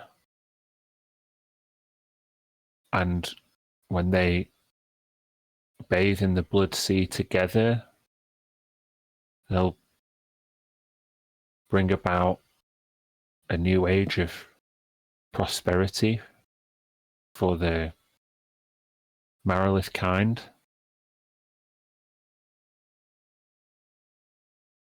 I don't know. These two characters, Satsetsu and Nosy. Yeah. We don't know much about them. One of them was a warrior, a male. He was an orphan. Uh-huh. The other one was a princess. Ah. Shit. And the lineages in this prophecy, were they Sairuki themselves, or were they born of their blood, their descendants? It's unclear. It looks as though Satsetsu was Saruki, but the warrior, Nosy, pledged themselves to the blood goddess in order to propagate a new line. Yep, that's our boy. Freddy, what did you do? I'll take out the serpentine scale and the mask. I'll show these to Joxy. The mask was found on an elf from Menelambia. His corpse was in the Infinite Library, and the scale that was found on Freddy's desk along with that drop of ichor.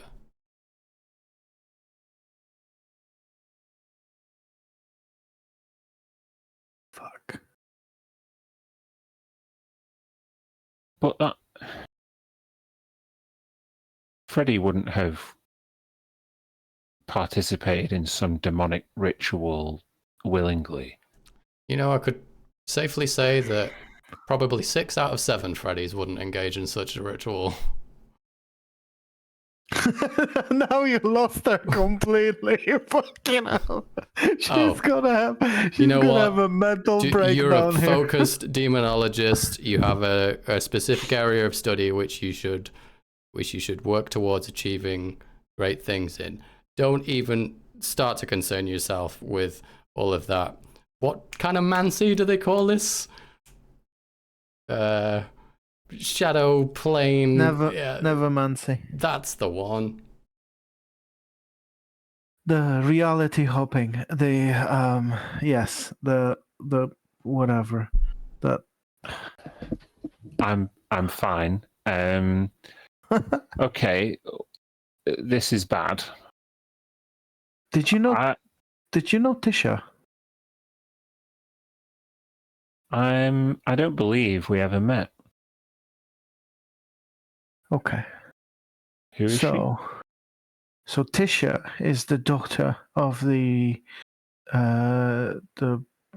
ruling people of the Ainelian. She's the princess. Montanese? She's the Princess Montanay, and next in line because their parents only had 2 daughters and her 9 is younger, so Tisha was next in line. She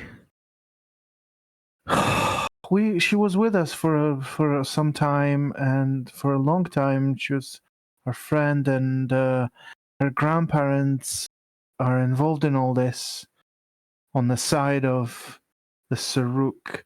They're either themselves or pledged to that, and there was a moment in last Hallow where we were getting killed, and Red, you went there, but Tisha sacrificed herself. She asked her grandparents to stop killing us and willingly went with them.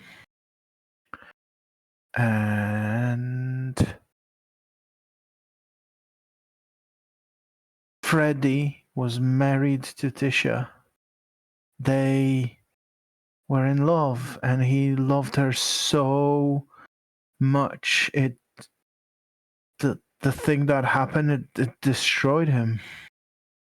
He was shattered, and then the only thing that kept him alive was the idea of bringing her back. He was doing research for us on the Saruk, and he had lots of access to Hemocraft books that we provided him, and Nevermancy books, information that we provided him.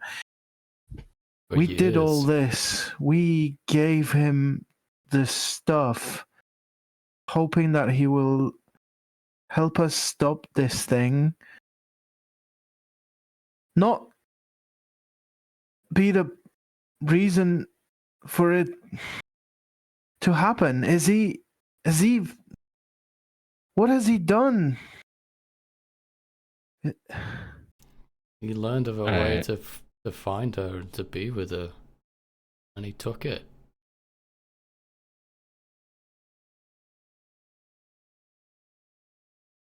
Joxy looks out at the eclipse burning still this morning.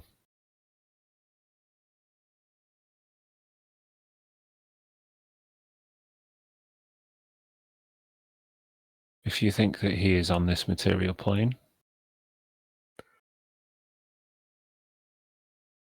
then it's urgent that you find him. Because despite what it looks like outside, Dendar's not here yet. And if he knows what this is about, or if he knows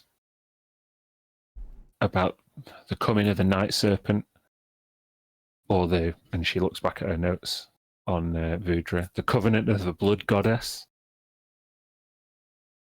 then he may be the only way we can undo it. Joxy, in that legend of Sazetsu and Nosy, I as a player am mixing up which is which. Which is the warrior? Nosy? Nosy. Yeah, Nosy the warrior. Sazetsu's the princess. Nosy was an orphan, right? Yeah. Is there anything about that prophecy or the writings that you've seen that suggest is being an orphan is a necessary part of the ritual? She looks through her notes.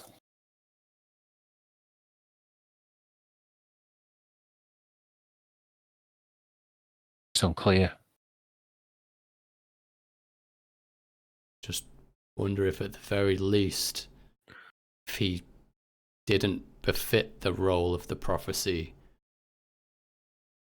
as well as the Sairuki think he does. Maybe the Cerulea it might make them hesitant to accept him as part of the ritual. Or they're gonna go after Lucretia and his dad and kill them to make him an orphan. What the fuck? Well, that's the thing. Reginald, we think, is alive.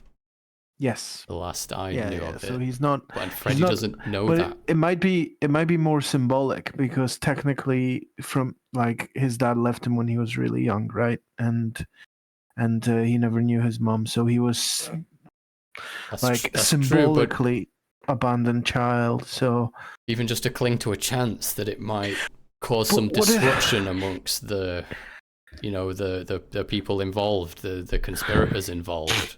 There might be, a few in there that if they discover that he's not an orphan, that they might feel that they'd,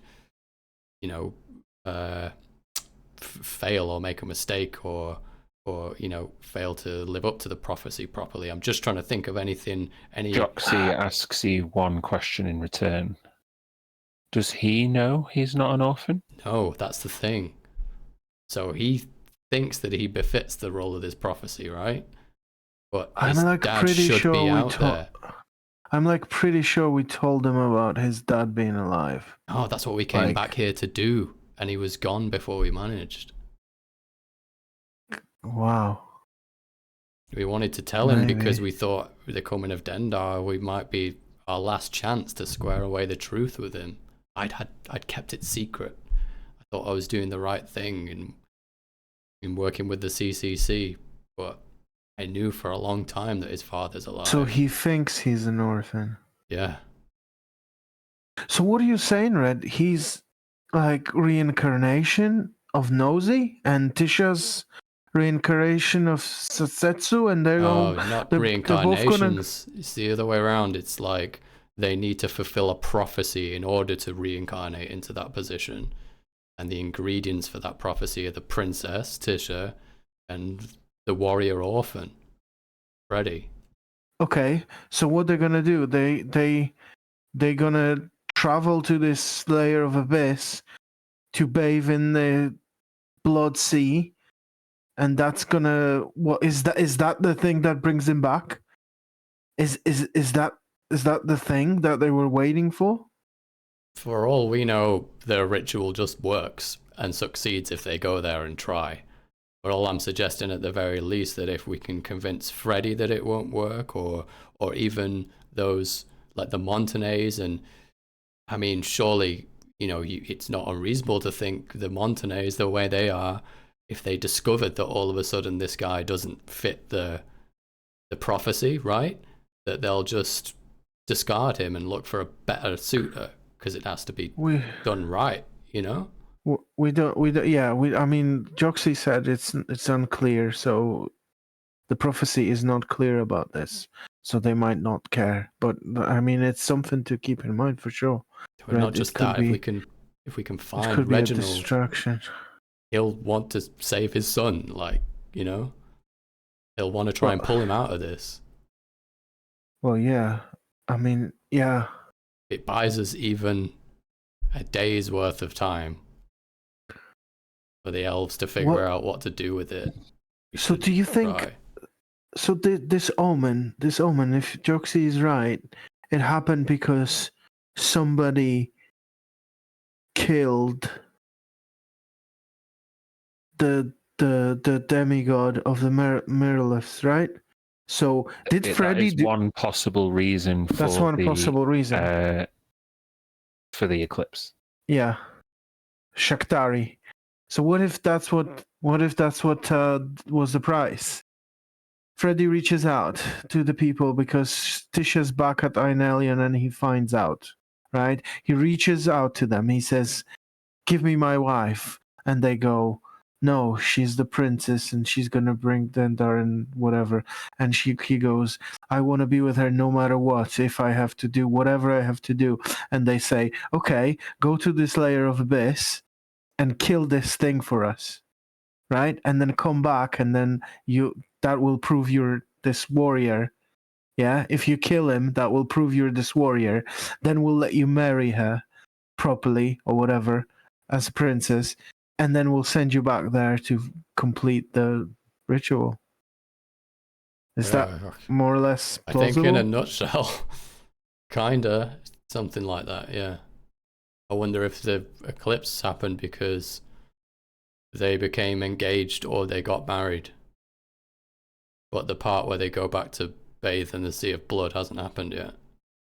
Because and that's why he's on the material plane right now. Possibly that would be it. So that's our chance to stop them right now. It might not be the whole thing. It might just be a part of it. I don't know. But like it seems like we need to go get him. We need to stop him. Whatever he's trying to do is not good for us. And he's doing it probably because he wants Tisha back. Yeah. You ever met Freddy? Yeah, I know. I remember. I've seen him. It was right in front of us for so long, but I don't know. Somehow I don't know. I guess maybe that's what they did. Maybe they approached him in turn. Maybe they dangled Tisha in front of him, or sent her even. Lucy? Three things. Maybe Freddy has thought through all this and he's not an idiot, potentially. Second of all, would it be worth contacting Tisha if we think she's on this plane? And third of all, what about her sister? See if she knows anything. Yes, yes, and yes. These are all great points. Yeah. But I could see that Freddy, he wouldn't have seen it as necessarily wrong or stupid. I mean, he's not a religious person. He's, you know, an academic.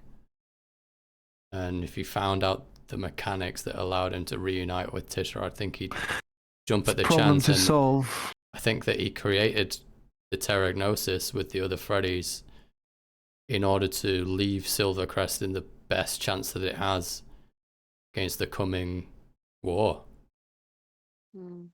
That's how he absolved himself from leaving it behind, you know? He's definitely not a bad person. So even if he was going to do something like that, he maybe did it with the hope that he's gonna be pulled back, maybe even by us. Yeah, he may probably not counting on us to get them both to save them both. So as you exchange theories with Joxy over breakfast, you come to the worrying realization that he may have done something that has put the entire material realm at risk for love. He may have been coerced into it. He may have done something heroic, but short-sighted. He may be fulfilling his part in a millennia-old prophecy. Who knows? Tracking down Tisha, tracking down Freddie, reaching out to his father, all of these remain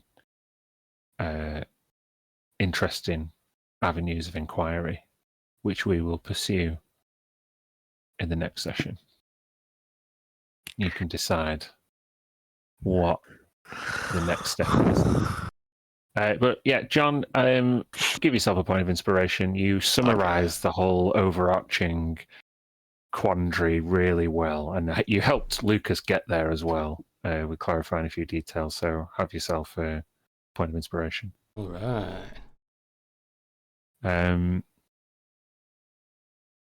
Now we'll end the stream there. We'll see you next time. Which is next week, as usual, right? Unfortunately, not. The week after? Was it? Yeah, the week after. I am on holiday next week. I'm going to Dublin next Wednesday. Nice. But yeah, well. it's the Easter holidays, isn't it? So Yes. sorry for that. But I'll be back the following week, no problem. In 2 weeks, So then, the 10th.